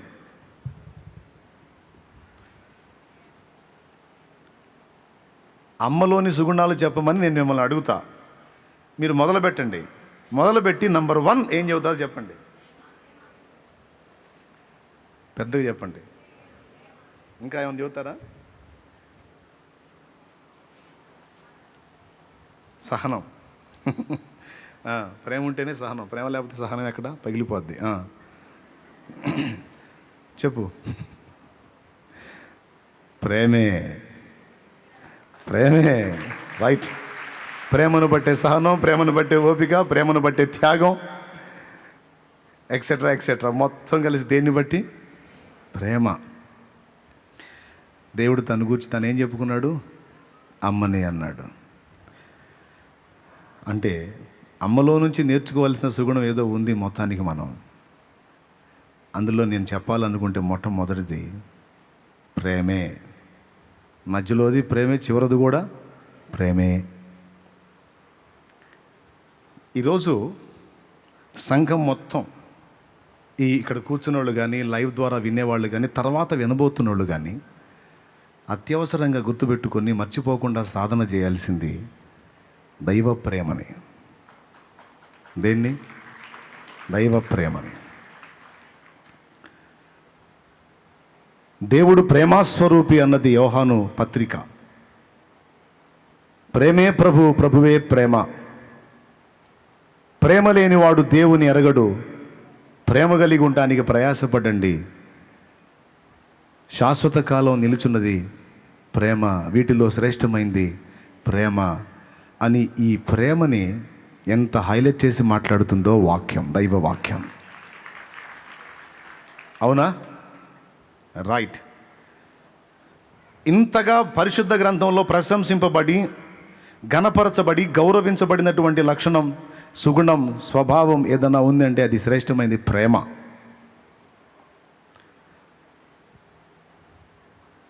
ప్రేమ సంఘంలో తన బిడ్డలందరిలో ఆ ప్రేమను పరిపూర్ణం చేయటానికే దేవుడు ఈరోజు ఎంతో ప్రయాసపడుతూ ఉన్నాడు మన విషయంలో. సృష్టి నిర్మాణానికి కారణం ప్రేమే. సృష్టి నిర్మాణానికి కారణం ప్రేమే. సృష్టి స్వేచ్ఛగా ఉండి ఫ్రీగా ఉండటానికి కారణం ప్రేమే. పాపంలో పడిన సృష్టి దానిలో నుంచి విడుదల పొందడానికి పరమాత్ముడే వచ్చి బలి కావడానికి కారణం ప్రేమే. ఒక సంఘ క్రమాన్ని ఏర్పరిచి, అపోస్తలులను సిద్ధపరిచి, కాపర్లని, సువార్థికుల్ని, ప్రవక్తుల్ని, భక్తుల్ని సిద్ధపరిచి ఈ క్రమమంతా ఏర్పాటు చేయడానికి కారణం ప్రేమే. ఎందుకంటే ఈ క్రమమంతా ఏర్పాటు చేసి అందరినీ సిద్ధపరిచి దేవుడు తానుండే నిత్య రాజ్యంలో మనందరినీ ఉంచాలని ఆశపడ్డాడు. ఇదంతా ప్రేమను బట్టే. ఎన్నో అతిక్రమాలు చేసినా, అపరాధాలు చేసినా, ఇష్టం వచ్చినట్టు అడుగులు వేసినా ఇంతవరకు నశించకుండా, నాశనం కాకుండా ఇంకా క్షేమకరంగా ఉండడానికి కారణం ఆయన ప్రేమే. Praise the lord. ఇంత ఓర్చుకోవటానికి, ఇంత తాళుకోవటానికి, ఇన్ని మార్లు నిన్ను నన్ను క్షమించడానికి, భరించడానికి మీకు తెలుసు ఆయన మనల్ని ఎంతో భరిస్తున్నాడు. ఆయన కొంతమంది తల్లులు అంటారు వీడిని భరించలేకపోతున్నానని, కొంతమంది భార్యలు అంటారు ఈ దుర్మార్గుడిని భరించలేకపోతున్నాను, కొంతమంది భర్తలు అంటారు ఈ సైతాన్ దాన్ని భరించలేకపోతున్నానని. కానీ మనందరినీ ఈ మొదటి వ్యక్తి దగ్గర నుంచి ఆ చివరి వ్యక్తి వరకు అందరినీ ఆయన ఎన్నో సంవత్సరాలుగా భరిస్తూనే ఉన్నాడు. తెలిసి కొన్ని, తెలియక కొన్ని, తెలివిలో కొన్ని, తెలివి లేక కొన్ని, జ్ఞానంలో కొన్ని, అజ్ఞానంలో కొన్ని, ఎన్నో అతిక్రమాలు అన్నింటి నుంచి మనల్ని పరిహరించి, కనికరించి వదిలేస్తున్నాడంటే దాని అంతటికి కారణం ఆ ప్రేమే. రేపు దేవరాజ్యంలో నిత్యము వర్ధిల్లే నీతిమంతుల్లో నిండి నిబిడీకృతమై కనబడేది ఏంటో తెలుసా? ప్రేమే.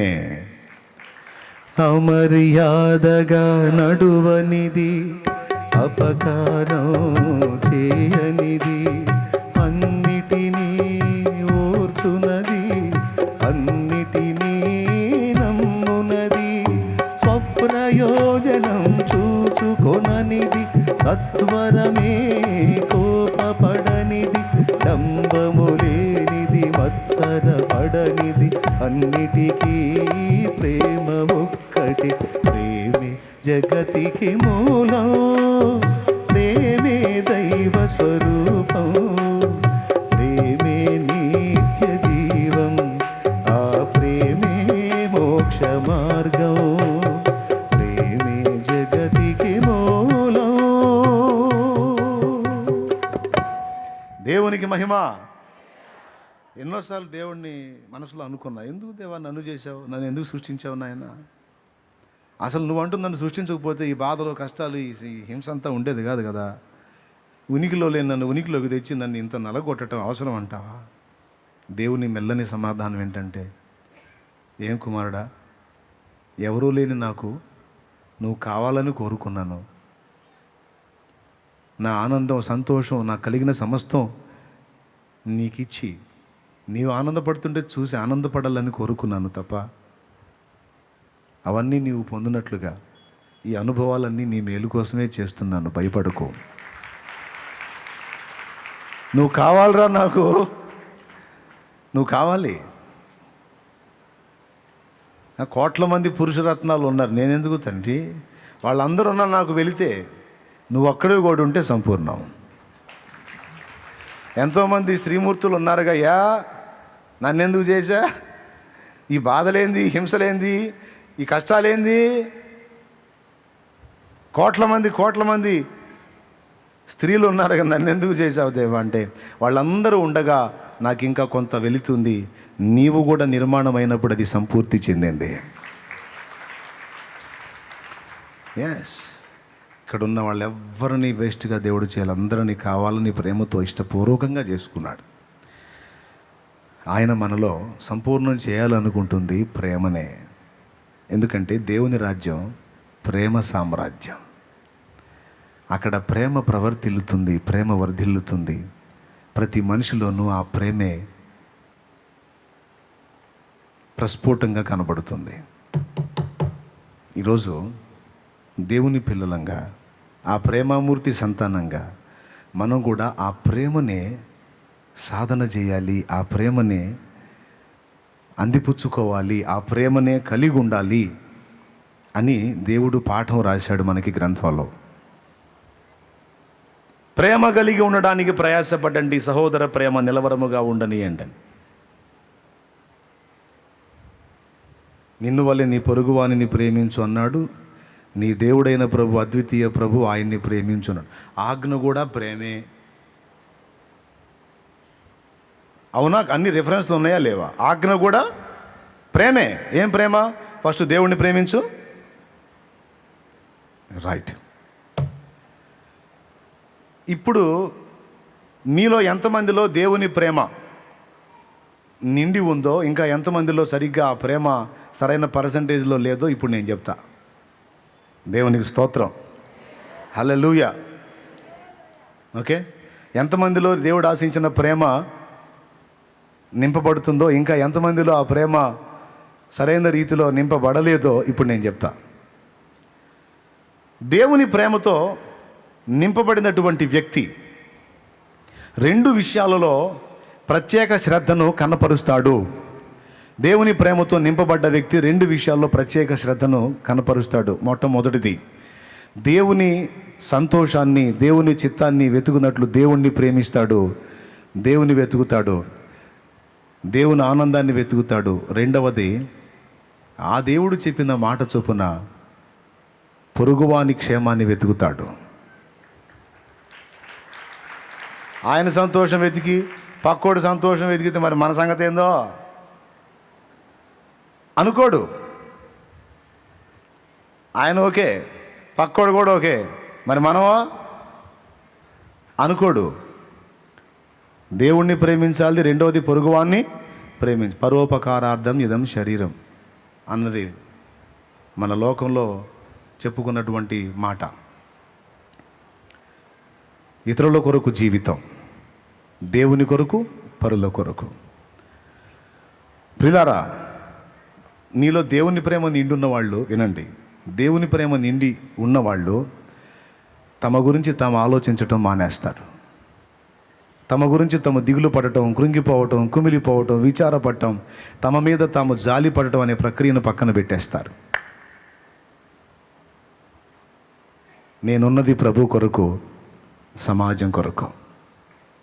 ప్రభు కొరకు చేయగలిగినంత చేయాలి, సమాజం కొరకు కూడా చేయగలిగినంత చేయాలి.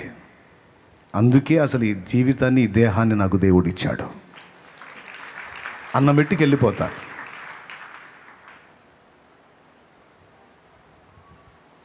భౌతికంగా ఉపయోగపడని, ఆత్మీయంగా ఉపయోగపడని,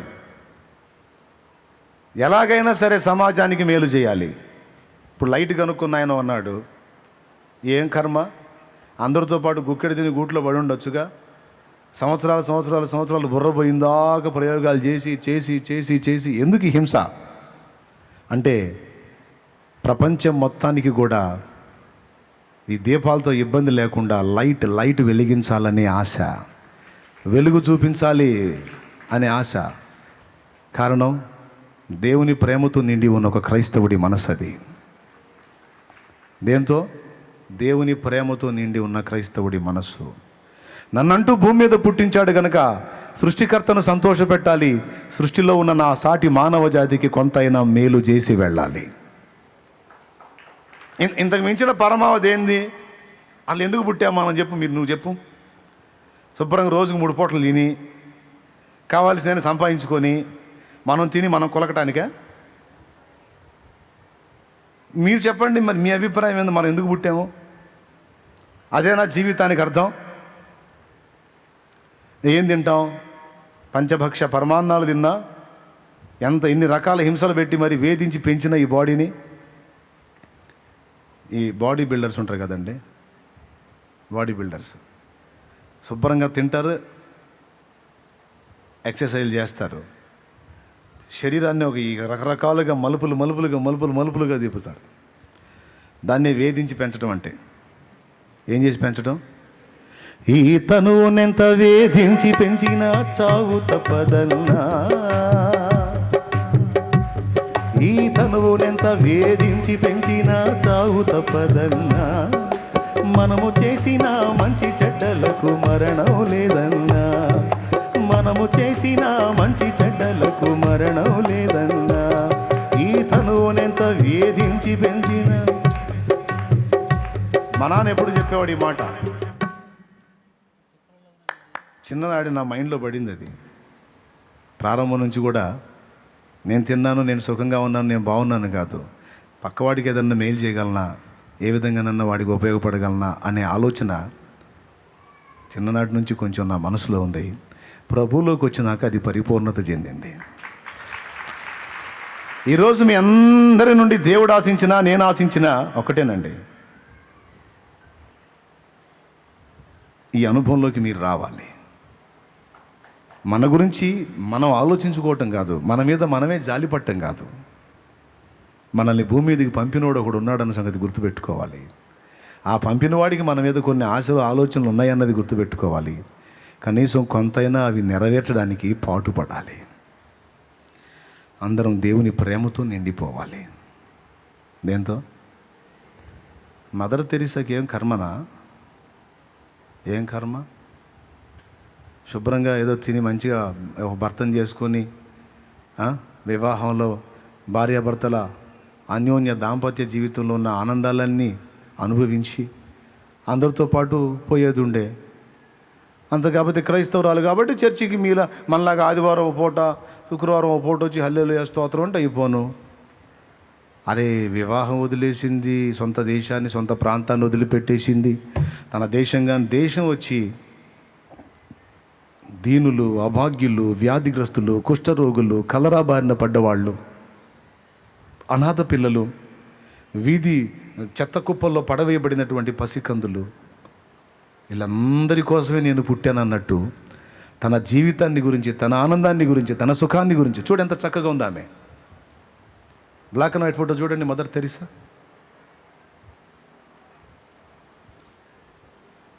ఆమె చిరుప్రాయంలో ఉన్నప్పుడు ఆమె ముఖం చూడండి ఎలా ఉందో. చాలామందికి యువతల ఫోటో తెలుసు మదర్ తెరీసా అనగానే. ఆమెకేమన్నా సౌందర్యం తక్కువ? ఆమె ఏమన్నా కురూపే, వికారే? నో, చక్కని ముఖం కలిగిన వ్యక్తి ఆమె. చూడు, ఆమె సౌందర్యాన్ని లక్ష్య పెట్టలేదు. కొంతమంది అనుకుంటారు నా గ్లామర్ అడవి కాచిన వెన్నెలైపోతుంది, అసలు నా జీవితం ఏంటో. దరిద్రపు ఆలోచనలు, దరిద్ర బతుకులు. మిమ్మల్ని కాదులేండి అలా అనుకునేవాళ్ళని. దేవునికి స్తోత్రం, హల్లెలూయా. చూడండి, నాకంటూ సుఖం కావాలి, నాకంటూ సంతోషం కావాలి, నాకంటూ జీవితం కావాలి. నో, నా యేసు ఎలాగో నేను అలాగే. నేను యేసును ప్రేమిస్తున్నాను అని మాటలు చెప్పలా. ఇందాక మనం పాడినట్టు పాటలు కూడా పాడలా. ప్రేమించేదన్ అధికముగా ఆరాధింతున్ ఆశ అని పాడలా, చెప్పలా. ఫాలో అయి చూపించింది. ప్రైజ్ ది లార్డ్, హల్లెలూయా. ఏమై చూపించింది? ఫాలో అయి చూపించింది. తను ఏం పొందిందండి? చివరికి ఏం మిగిలింది తనకి? ఏదన్నా సాధించి పెట్టిందా? ఏమన్నా తీసుకొని వెళ్ళిందా? నో. కానీ ఒక్కటి పొందింది, ప్రపంచం అంతా కలిపి నాస్తికులు హేతువాదులు అన్న భేదం లేకుండా, మతాలతో నిమిత్తం లేకుండా ప్రపంచం అంతా కలిసి అమ్మా తెరీసా అంది. మదర్, తల్లి, అమ్మా. నువ్వు తల్లివయ్యావు అనుకో. కొంతమంది నాకు పిల్లలు లేరు, అమ్మ అనే పిలుపుకి నేను నోచుకోలేదు, ఒకళ్ళన్నా పుట్టలేదు, నేను ఎందుకు బతకాలి అనుకుంటూ వస్తాను. ఏం చెప్పాలండి? ఒకవేళ నువ్వు 1 డజన్ మందిని అన్నావు అనుకో, ఆ డజన్ మంది మాత్రమే అమ్మాయి అమ్మాయి అంటుంటారు. పక్క బజార్ వాళ్ళు అంటారా? ఇంటి పక్క వాళ్ళు అంటారా? ఇంటి వెనక వాళ్ళు అంటారా? కొన్ని ముందింటి వాళ్ళు అంటారా? నువ్వు కన్నోళ్ళే అంటారు. కానీ ఒక్కరిని కూడా కనకుండా ప్రపంచమంతా చేత అమ్మ అనిపించుకున్నదా ఎంత ధన్యురాలండి.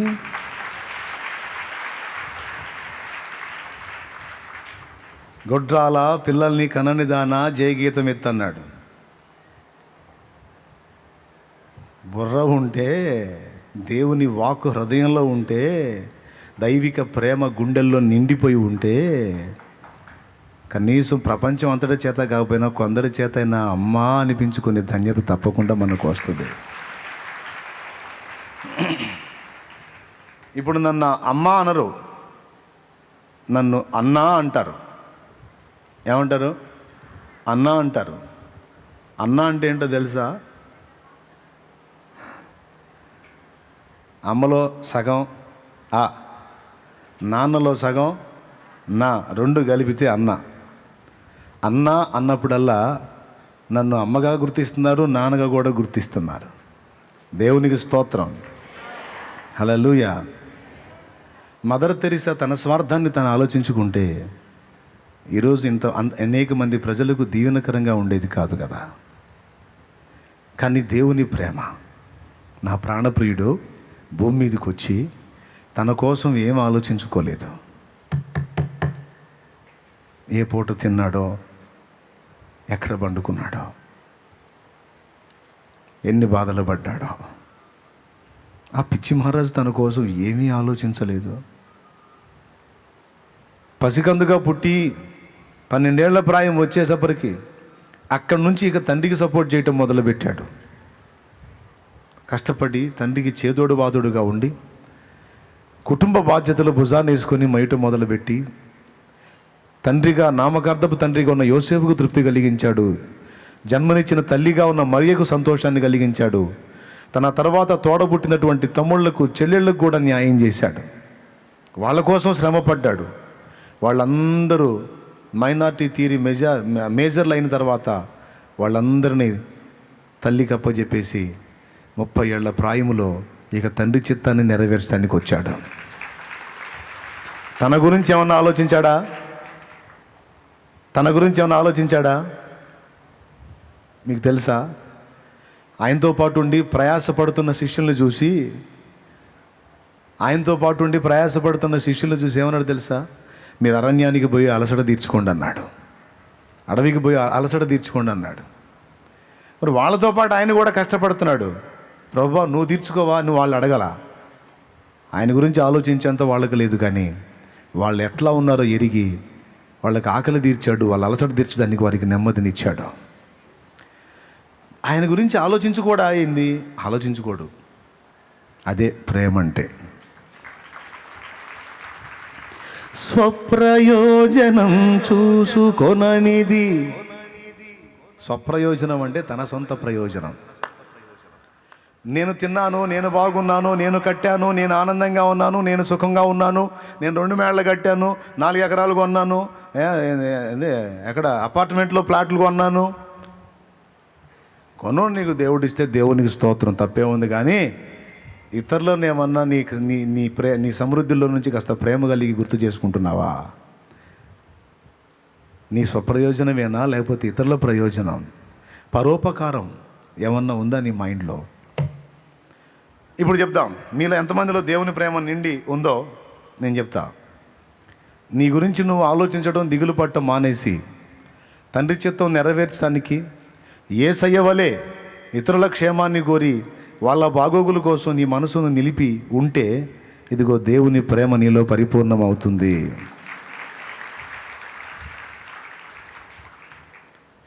చప్పట్లు కొట్టావు సరే, ఉందా లేదా? ఎంతమందిలో ఉంది?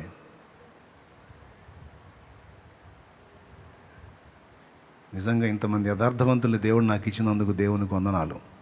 చేతులు ఎత్తినోళ్ళు కాదు, ఎత్తనోళ్ళు ఒప్పుకున్నారు, మా దగ్గర లేదన్నా అని. Thank you. చేతులు ఎత్తినోళ్ళు కొద్దిమంది వాళ్ళ దగ్గర ఉంది. చేతులు ఎత్తనోళ్ళ దగ్గర ఆ తత్వం ఇంకా సరిగా ఏర్పడలా. ఈరోజు దాని గురించి ఆలోచించాలి. నీకోసం నువ్వు బ్రతకటం కాదు, యేసయ్య తన కోసం తండ్రాల మన కోసం వచ్చాడు. అలాగే ఈ సమాజంలో దేవుడు నిన్ను నన్ను పుట్టించాడు. ఇందాక అనుకున్నాం, అదే మాట మళ్ళీ చెప్తా. తమ్ముడు, ఎంతోమంది జెంట్స్ ఉన్నారు. నీ పేరేం తమ్ముడు? పెద్దగా అనిల్. ఓ ఎంతమంది లేరు, కోట్ల మంది లేరు జెంట్స్, నువ్వెందుకు? కానీ నువ్వు కూడా కావాలనుకున్నాడు కదా దేవుడు. చెల్లి, నీ పేరు? పెద్దగా చందన. ఎంతోమంది స్త్రీలు ఉన్నారు, నువ్వెందుకు? అంటే నువ్వు నీ కోసం కావాలి, నువ్వు నీ కోసం కావాలని పుట్టిలా.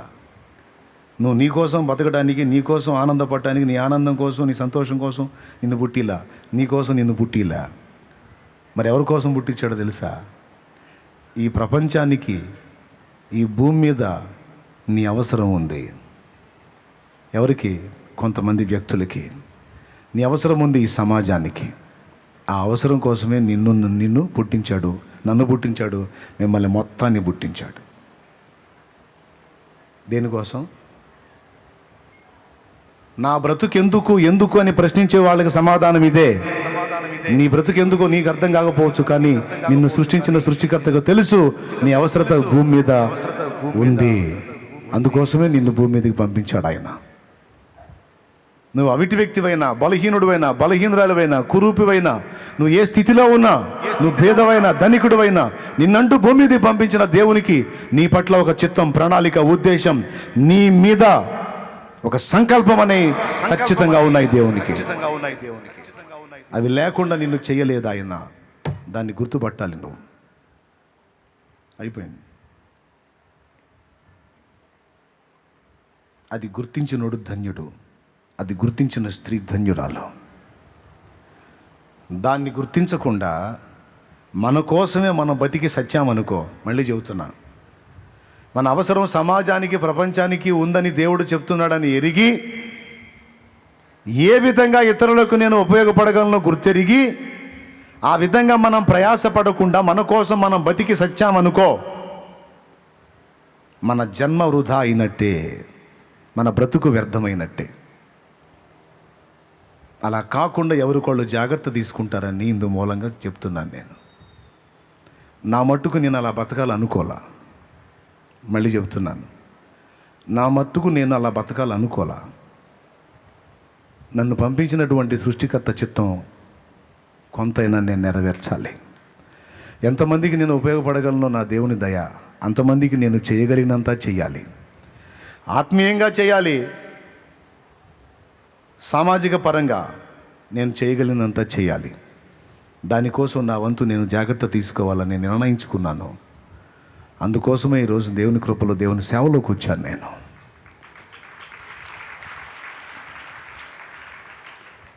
ఈ బాధలన్నీ మనకెందుకు? మీతో పాటు నేను కూడా ఒక చర్చి విశ్వాసలాగా ఉండిపోయి ఏదో అంత సంపాదించి భార్య బిడ్డలకు పెట్టేసి ఎవడు అడుగుతాడు నన్ను? ఇక నా ఇష్టం వచ్చినట్టు ఊరేగితే ఎవరు ఏమంటారు నన్ను చెప్పండి? కానీ కాదు,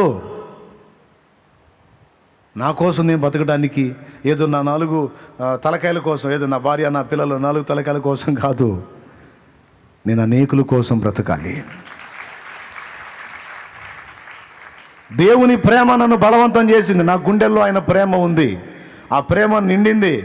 నేనే కాదు, దేవుని పనికి వచ్చిన ప్రతి దైవజనుల్లో ఆ ప్రేమ బలవంతం చేసినందుననే అతడు దేవుని పనికి వస్తాడు, దేవుని కోసం బతకడానికి నడుము కడతాడు.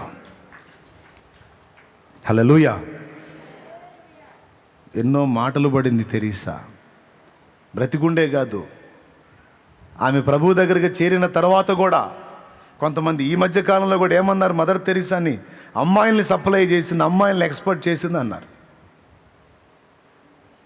అమ్మాయిల్ని ఎక్స్పోర్ట్ చేసిందని చెప్పారండి.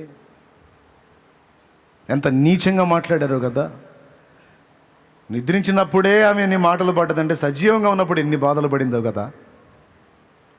కానీ ఎన్ని బాధలు పడింది. హత్య చేయించడానికి పంపించారు మనుషుల్ని ఆమె మీదకి. హత్య చేయించడానికి ఒకడు నా చిన్నప్పటి పాఠ్య పుస్తకాల్లో తెలుగు నాన్టేల్లో మదర్ తెరీసా లైఫ్ ఉంది. ఆమె పేరు, ఆమె అడ్రస్సు, మొత్తం ఆమె చరిత్ర, ఆమె చేసిన సేవ మొత్తం ఉంది. కలరా రోగి దగ్గరికి వెళ్ళి సొంత కుటుంబీకులే ఏమి పట్టించుకోరు. వాంతులు, విరోచనాలు, కలరా జబ్బు ఉన్నప్పుడు ఇంటికి వెలపడగా ఒక గుడారం లాంటిది వేసి అందులో వేసేస్తారు. మరొకడు పోతే వాడికి అంటిద్ది, అది అంటు జబ్బు. అలాంటి దినాల్లో వాళ్ళ మధ్యలోకి వెళ్ళి సేవ చేసింది ఆమె. వాళ్ళు కక్కితే పట్టింది ఆమె. చిత్రం ఏంటంటే ఆమెకి రాలా జబ్బు. ఎంతోమందికి సేవ చేసి బ్రతికించింది మదర్ తెరీసా. కాంట్రాక్ట్ కుదుర్చుకున్నాడు కూడా ఆమెను చంపడానికి. ఆయుధాన్ని తీసుకొని వచ్చాడు ఆమె దగ్గరికి. ఎక్కడుందో అడ్రస్ కనుక్కొని అడిగాడు. ఫలానా అడ్రస్కి వెళ్ళి మదర్ తెరీసా అనే ఉంటుంది కదా, ఆమె ఎక్కడ ఉంటుందని అడిగాడు. ఆమె ఈ టైంలో వేరే ప్రాంతానికి వెళ్ళిద్దయ్యా, స్లమ్ ఏరియాకి వెళ్ళిద్ది, అక్కడ పరిచర్య చేస్తుంటుంది.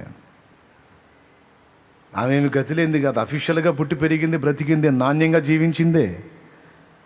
కానీ మురికి వాడల్లోకి పోయి ఘోరమైన దుస్థితిలో ఉన్న ప్రజల మధ్యలోకి వెళ్ళి దేవుని ప్రేమను నోటి మాటలతో కాకుండా క్రీస్తు ప్రేమ క్రియల్లో చూపించిన మహాతల్లి మదర్ తెరీసా.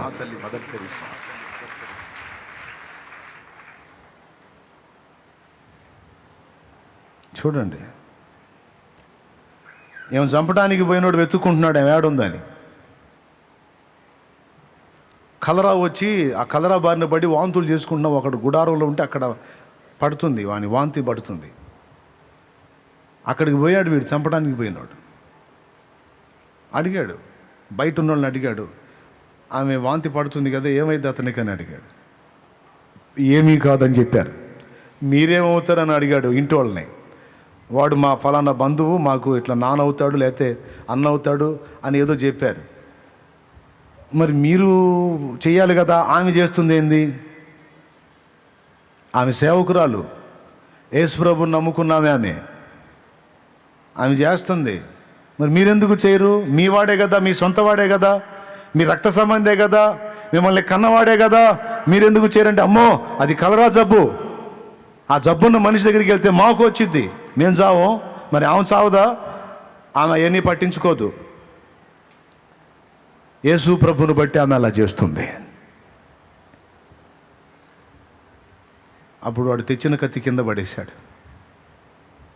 ఆమె బయటకు వచ్చేదానికి దాకా ఎదురు చూస్తా నిలబడ్డాడు అక్కడ. ఆమె బయటికి రాగానే 2 కాళ్ళు పట్టుకుని ఏడవటం మొదలుపెట్టాడు, నన్ను క్షమించమ్మా అని. నీకు ఏమీ కాని వాడి కోసం నీవు ప్రాణాలకు తెగించి మరి వెళ్ళి వాడికి సేవ చేశావు. మొన్న కరోనా టైంలో కూడా చాలామంది నర్సులు, నా చెల్లెళ్ళు, కాంపౌండర్స్, నా తమ్ముళ్ళు, డాక్టర్లు, నా సహోదరులు ఎంత సేవ చేశారో, ఎంత సేవ చేశారో. కొంతమంది ప్రాణాలను కూడా పణంగా పెట్టి మరీ సేవ చేశారు. మెచ్చుకోవాలండి. దేవుని ప్రేమను చూపించారు వారు. సొంత వాళ్ళే వదిలేశారు. ఏం చేద్దాం మరి? శ్మశాన వాటికలో అంబులెన్సులు క్యూలో ఉంటున్నాయి, శవాలు. అది చూసిన ఎవడు పోతాడండి దగ్గరికి? కానీ ఆ స్థితిలో అంత ప్రమాదకరంగా ఉన్న టైంలో సైతం వీళ్ళు ప్రాణాలకు తెగించి వైద్య సేవ చేశారంటే మామూలు విషయం కాదు కదా. వైద్యం వట్టిది, వైద్యాన్ని నమ్మకూడదు, వైద్యాన్ని నమ్మేవాడు అవిశ్వాసి అని చెత్తబోధ చేసేటువంటి వాళ్ళు దీన్ని ఎందుకు ఆలోచించరు?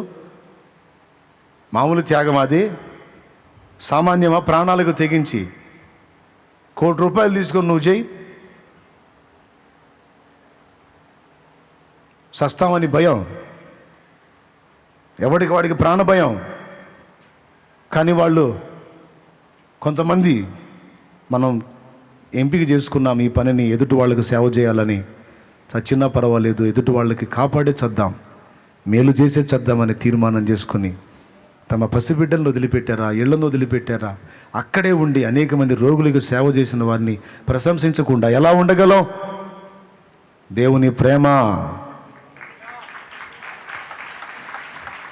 మరి కాళ్ళు పట్టుకొని ఏడ్చాడు. మరో టైంలో ఒక సమస్య వచ్చి ఆ సమాజంలో ఉన్న వరదలు వచ్చినట్టుండే, బహుశా వరదలు వచ్చి ఆ సమాజంలో ఈమె ఉన్న ప్రాంతంలో అంతా నీళ్లు నిండిపోతే ఒక ఖాళీ ఆలయంలో సత్రాలు ఉంటాయి కదా, ఆ సత్రాల్లో చేర్చింది పేషెంట్లని, బలహీనులందరినీ చేర్చి అక్కడ వాళ్ళ నుంచి వాళ్ళకు పరిచర్య చేయటం మొదలుపెట్టింది. అందరూ వెళ్ళి గలాట చేశారు. తెరీసా తీసుకొచ్చి వాళ్ళందరినీ మన ఆలయంలో పెట్టి, ఆ సత్రంలో పెట్టి వాళ్ళకి అన్ని పరిచర్యలు చేస్తుంది అని వాళ్ళ ఆ ప్రాంతపు పెద్దగా చెప్తే అతను వెళ్ళాడు.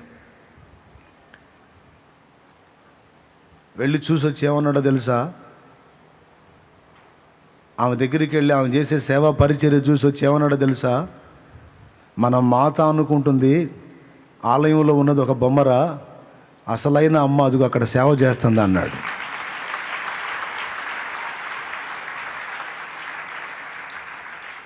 దేవునికి స్తోత్రం కలుగును గాక. ఇలాంటి సాక్ష్యాలు ఎన్నో కోకొల్లలుగా విన్నాను నేను ఆమె గురించి. ప్రియులారా, ఆమె డినామినేషన్ ఏదో పక్కన పెడితే, ఆమె ఏ మినిస్ట్రీకి వెంటనే మనోళ్ళు ఆమె ఏ డినామినేషను అంటారు. నీ బొంద డినామినేషను, నీ బొంద డినామినేషను. ఏ డినామినేషన్ అయితే యేసును చూపించిందిరా బాబు క్రియల్లో. అందులో పావుభాగం చేయి నువ్వు సేవ. సామాజిక సేవ, సోషల్ సర్వీస్ కావచ్చు, స్పిరిచువల్ సర్వీస్ కావచ్చు, రెండు విషయాల్లో మనం దైవిక ప్రేమను నిండి ఏమాత్రం అవకాశం వచ్చినా అందిపుచ్చుకొని చేయటానికి ఎప్పుడూ సన్నద్ధులమై ఉండాలి. దేవుని ప్రేమతో నింపబడాలి. ఏ పొద్దు మనం బాగున్నాం, మనం తిన్నాం కాదు, 10 మందికి దాచిపెట్టాలి. 10 మందికి కడుపులు నింపి వాళ్ళ ఆనందాన్ని చూసి సంతోషాన్ని వెతుక్కునే యేసయ్య మనసు మనకు ఉండాలి. మీరు ఎరుగుదురా, వారు ఆహారము తినలేదు, వారు ఏమీ తినకున్నారు, వారిని చూసి నేను జాలి పడుతున్నాను, వారికి ఆహారం పెట్టండి అన్నాడు. వాక్యం విన్నోడికి ఆకలిద్దా, వాక్యం చెప్పినోడికి ఆకలిద్దా? మీరు ఆలోచించి చెప్పండి.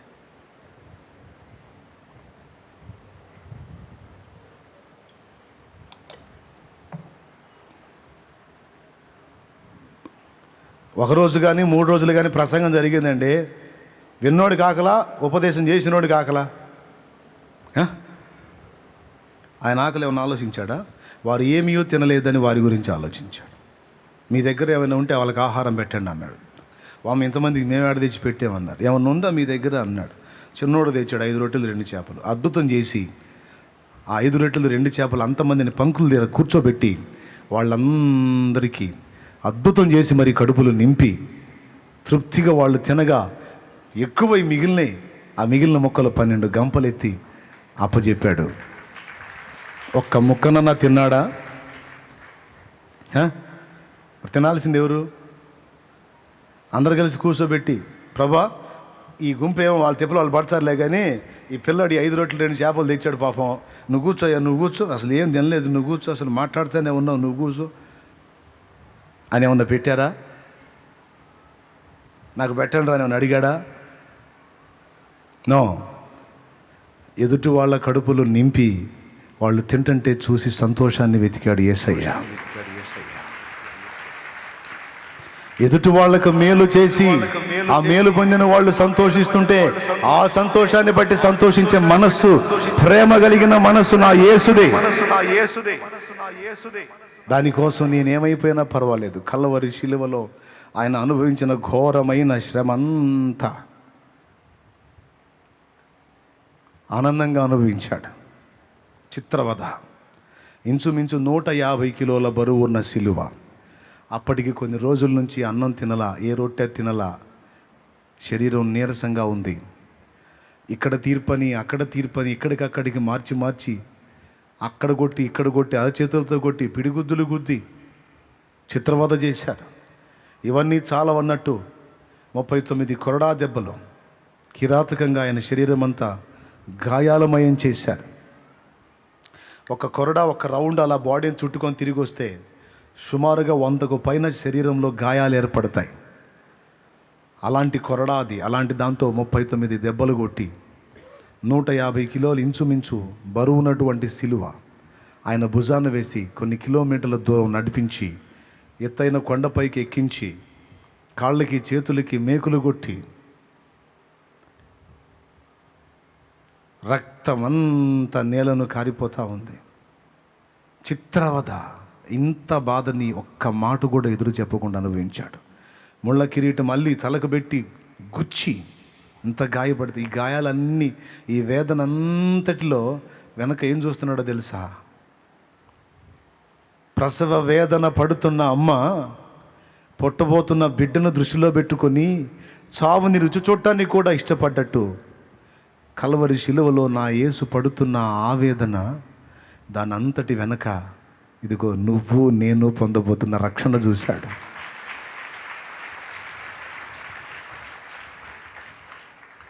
నువ్వు నేను పొందబోతున్న రక్షణను చూసి, నేను ఈ బాధను అనుభవిస్తే నా పిల్లలందరూ కాపాడబడతారు కదా, నిత్యము మండే నరకాగ్ని నుంచి తప్పించుకుంటారు కదా, పర్వాలేదు అని మౌనముగా తనను తాను అప్పగించుకుని చిత్రవదను అనుభవించిన ప్రేమామూర్తి పిల్లలమని చెప్పుకుంటున్నాం మనం. ఆ నీతిమంతుని సంతానంగా చెప్పుకుంటున్నాం మనం. ఆయన అనుచరులంగా చెప్పుకుంటున్నాం మనం. మరి ఆ ప్రేమ, ఆ త్యాగం, ఆ కనికరం, ఆ సమర్పణ, ఆ భారం నేను తెలియని వాళ్ళకి సువార్త ప్రకటించకపోతే నశించిపోతారే, నరకానికి పోతారే. స్టాండ్ తీసుకోకుండా బైక్ వేసుకొని ఒకడు వెళ్తుంటే వెంటబడి స్పీడ్ పెంచి మరీ చెబుతామే, స్టాండ్ తీసుకోయా, లేకపోతే ఎక్కడన్నా మెరక తగిలితే పడతావు అని చెప్తామే. కింద పడితే లెగుస్తాడు, ఒకవేళ తల పగిలితే ట్రీట్మెంట్ పొందుతాడు, ఒకవేళ శరీరం చనిపోతే ఆత్మ ఏం చావదు కదా. కానీ మనం సువార్త ఒకడికి ప్రకటించకపోతే, ఒక ఆత్మకు క్రీస్తుని గురించి పరిచయం చేయకపోతే వాని ఆత్మ నరకానికి వెళ్ళిద్దే. ఏది ఎక్కువ డేంజర్? దేవుని ప్రేమ నాలో ఉందంటున్నావు, ఎంతమందికి ప్రచురపరిచావు నువ్వు యేసయ్య ప్రేమని? చెప్పు. ఎంతమందికి ప్రకటించావు? ఎన్ని ఆత్మల కోసం కష్టపడ్డావు? నీ డబ్బు, నీ బలం, నీ జ్ఞానం, నీ టాలెంట్, నీ టైం, దేవుడు నీకు ఇచ్చిన అవకాశాలు వినియోగించి ఎన్ని జీవితాలకు క్రీస్తు సువార్త వెలుగు ప్రసరించేటట్టు చేశావు? చెప్పు నాకు. పట్టుమని 10 మందిని ప్రభావితం చేశావా? దేవుని ప్రేమ ఉందా నీలో? చెప్పు. కనీసం ఒక 20 మందిని ప్రభావితం చేశావా? 10 మందిని, ఒక 5గురిని? నేను ఒక్కరిని కూడా ఇంతవరకు రక్షణలోకి నడిపించలేదన్నా, ప్రకటించలేదన్నా అన్నోళ్ళు చేతులు ఎత్తండి. ఇంకా నేను ప్రకటించలేదన్నా అని. మరి ఎక్కడుంది నీలో దేవుని ప్రేమ? నువ్వు ఎరిగిన వాళ్ళు, నీ బంధువులు, స్నేహితులు, శ్రేయోభిలాషులు, నీ ఇరుగు పొరుగులు చస్తే నరకానికి వెళ్తారే. నరకం నుంచి కాపాడే యేసుని వాళ్ళకి పరిచయం చేస్తే బతికిపోతారే. కనీసం ఒక్క అవకాశాన్ని వినియోగించుకొని ఒక్కసారన్నా పరిచయం చేసావా? ఒక ఆత్మ కోసమైనా ఆ దేవుని ప్రేమను చూపించి సేవ చేసి ఒక ఆత్మనన్నా క్రీస్తు చెంతగా నడిపించావా? ఒక్క జీవితాన్నన్నా వెలిగించావా? అది జరిగితే నీలో కొంతైనా దేవుని ప్రేమ ఉన్నట్టే. అది నీ ద్వారా జరగట్లేదు అంటే నీలో దేవుని ప్రేమ ఉందో లేదో డౌటే. ప్రేమ నిండిపోవాలి మనలో. క్షమాగుణం, దయాగుణం, సహనగుణం, త్యాగగుణం, హెల్పింగ్ నేచర్, సహాయపడే మనస్సు, సత్యాన్ని ప్రకటించే మనసు, క్షమించే మనసు, పోనీలే అనుకునే మనస్సు ప్రేమ నిండిన హృదయాల్లో ఉంటుంది. నా ప్రియమైన దేవుని బిడ్డలారా, నేను చెప్పే మాటలు మీకు ఎలా అనిపిస్తున్నాయో నాకైతే తెలియదు. మీరు ఆలోచిస్తారని మాత్రం నమ్ముతున్నాను. లోపాలు దిద్దుకుంటారని కోరుకుంటున్నాను. దేవుడు ప్రేమస్వరూపి. తన గురించి తాను ఎప్పుడూ ఆలోచించలేదు, ఆయన మన గురించి ఆలోచించాడు. ఆయన బిడ్డలంగా చెప్పుకుంటున్న మనం మన స్వార్థానికి భక్తి చేయటం, మన స్వార్థానికి భజన చేయటం, మన స్వార్థానికి దేవునికి ప్రార్థన చేయటం, మన స్వార్థానికి దేవుని సేవించటం, మన స్వార్థానికి బ్రతకటం చేయకూడదు. చేయగలిగినంత దేవునికి సేవ, చేయగలిగినంత పక్కవానికి సేవ. ఇది జీవిత పరమావధి. ఈ మనస్సు వినండి బాగా, ఈ ఒక్క మొక్క వినండి, ముగిస్తున్నా. ఈ మనస్సు ఎవరు కలిగి ఉంటారో, ఇలాంటి తత్వం ఎవరు కలిగి ఉంటారో వారికి ఏది తక్కువ కాకుండా సృష్టికర్త చూసుకుంటాడు. గట్టిగా, వాళ్ళకి ఏది తక్కువ కాకుండా ఆయనే చూసుకుంటాడు. ఇలాంటి మనసు గల వాళ్ళని కొంతమందిని చూశాను నేను. వాళ్ళకి ఏది తక్కువ చేయలే దేవుడు. ఎదుటి వాళ్ళ గురించి ఆలోచించాను, నాకే తక్కువ చేయలే దేవుడు. ఇప్పుడే కాదు, అప్పుడు కూడా నాకు తక్కువ కానీలా. నలువైపుల నుండి నాకు ఏదో ఒక విధంగా సహాయం వచ్చేటట్టు నా దేవుడు చేసి అప్పటి నుంచి ఇప్పటిదాకా ఆయన కార్యం చేస్తానే ఉన్నాడు. లేకపోతే ఇంత పెద్ద పనికి ఏమన్నా ఆధారం చేసుకొని నేను చేస్తానా? ఎవరు నా గ్యారంటీ? నాకు ఆధారం ఎవరు? దేవుని యందు విశ్వాసం ఒక్కటే నాకు ఆధారం. హల్లెలూయా, హల్లెలూయా. నా ప్రియమైన దేవుని బిడ్డలారా, మీ అందరూ వాస్తవాన్ని గ్రహిస్తారని అనుకుంటున్నాను. సత్యాన్ని తెలుసుకుని మంచి నిర్ణయం చేస్తారని అనుకుంటున్నాను. ఈరోజు ప్రపంచం అంతటి చేత అంత ధన్యకరమైన సాక్ష్యం పొంది ఏ మతంలో వాళ్ళన్నా అట్లా గుర్తింపబడ్డారా? మొట్టమొదటిది యేసయ్య అలా గుర్తింపబడితే తర్వాత యేసయ్య బిడ్డలే అలా గుర్తింపబడ్డారు. అందులో ఒక్కతే మదర్ తెరీసా. ప్రపంచం అంతటి చేత నానా అనిపించుకున్న ఒక మగాడు మనం కనపడ్డ, కానీ ప్రపంచం అంతటి చేత అమ్మ అని గుర్తింపబడిన ఒక తల్లి మదర్ తెరీసాని మాత్రం మనం గుర్తించవచ్చు. అడుగుదాం మదర్ని, అమ్మా ఎట్లా నువ్వు ఇంత చేయగలిగావు అంటే ఎవరిని చూపించింది? నాకు ఒక అమ్మ ఉంది. ఎవరు అమ్మ అంటే ప్రభువే నా అమ్మ, నా నాన్న. నాకు ఆయన ఈ ప్రేమను నేర్పాడు. ఏం నేర్పాడు? ప్రేమను నేర్పాడు. ఒట్టి మాటలతో ప్రార్థనలు చేసి పంపటం కాదు, ప్రార్థించే పెదవుల కన్నా హెల్ప్ చేసే చేతులు మిన్న అన్నది. సమస్యలో వస్తే ప్రార్థన చేద్దాంలే, ప్రార్థన చేద్దాం, ప్రభువా బిడ్డకి సాయం చేయను ఆయన అని ప్రార్థన చేసి పంపిస్తే తృప్తి. ప్రార్థనతో పాటు నువ్వు ఏదన్నా హెల్ప్ చేయగలవేమో చెయ్యి, ఆదుకోగలవేమో ఆదుకో, ప్రేమ చూపగలవేమో చూపు, ఏదన్నా కలిగింది ఇవ్వగలవేమో ఇవ్వు, న్యాయం చేయగలవేమో చెయ్యి.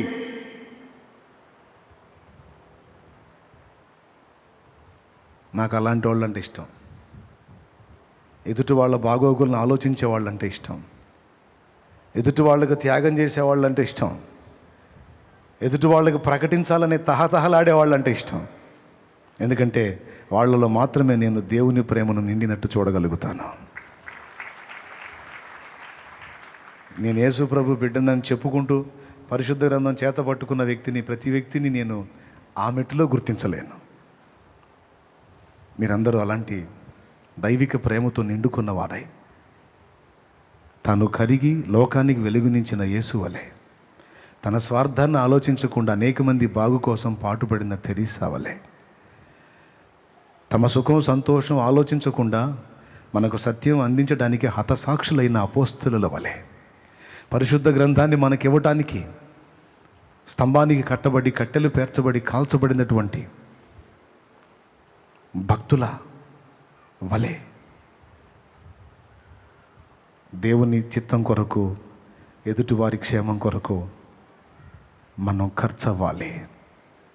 మన వంతు త్యాగం మనం చేయాలి. మన వంతు ప్రయాస మనం పడాలి. ఈ ప్రేమ ఏ గుండెలో నిండి ఉంటుందో ఆ వ్యక్తి అభివృద్ధిని, ఆశీర్వాదాన్ని ఎవ్వడూ అడ్డుకోలేడు. ఈ మనసును సాధన చేసే వ్యక్తి యొక్క అభివృద్ధిని, ఆశీర్వాదాన్ని, విస్తరణని ఎవ్వడు ఆపలేడు, ఎవ్వడు ఆపలేడు, ఎవ్వడు ఆపలేడు.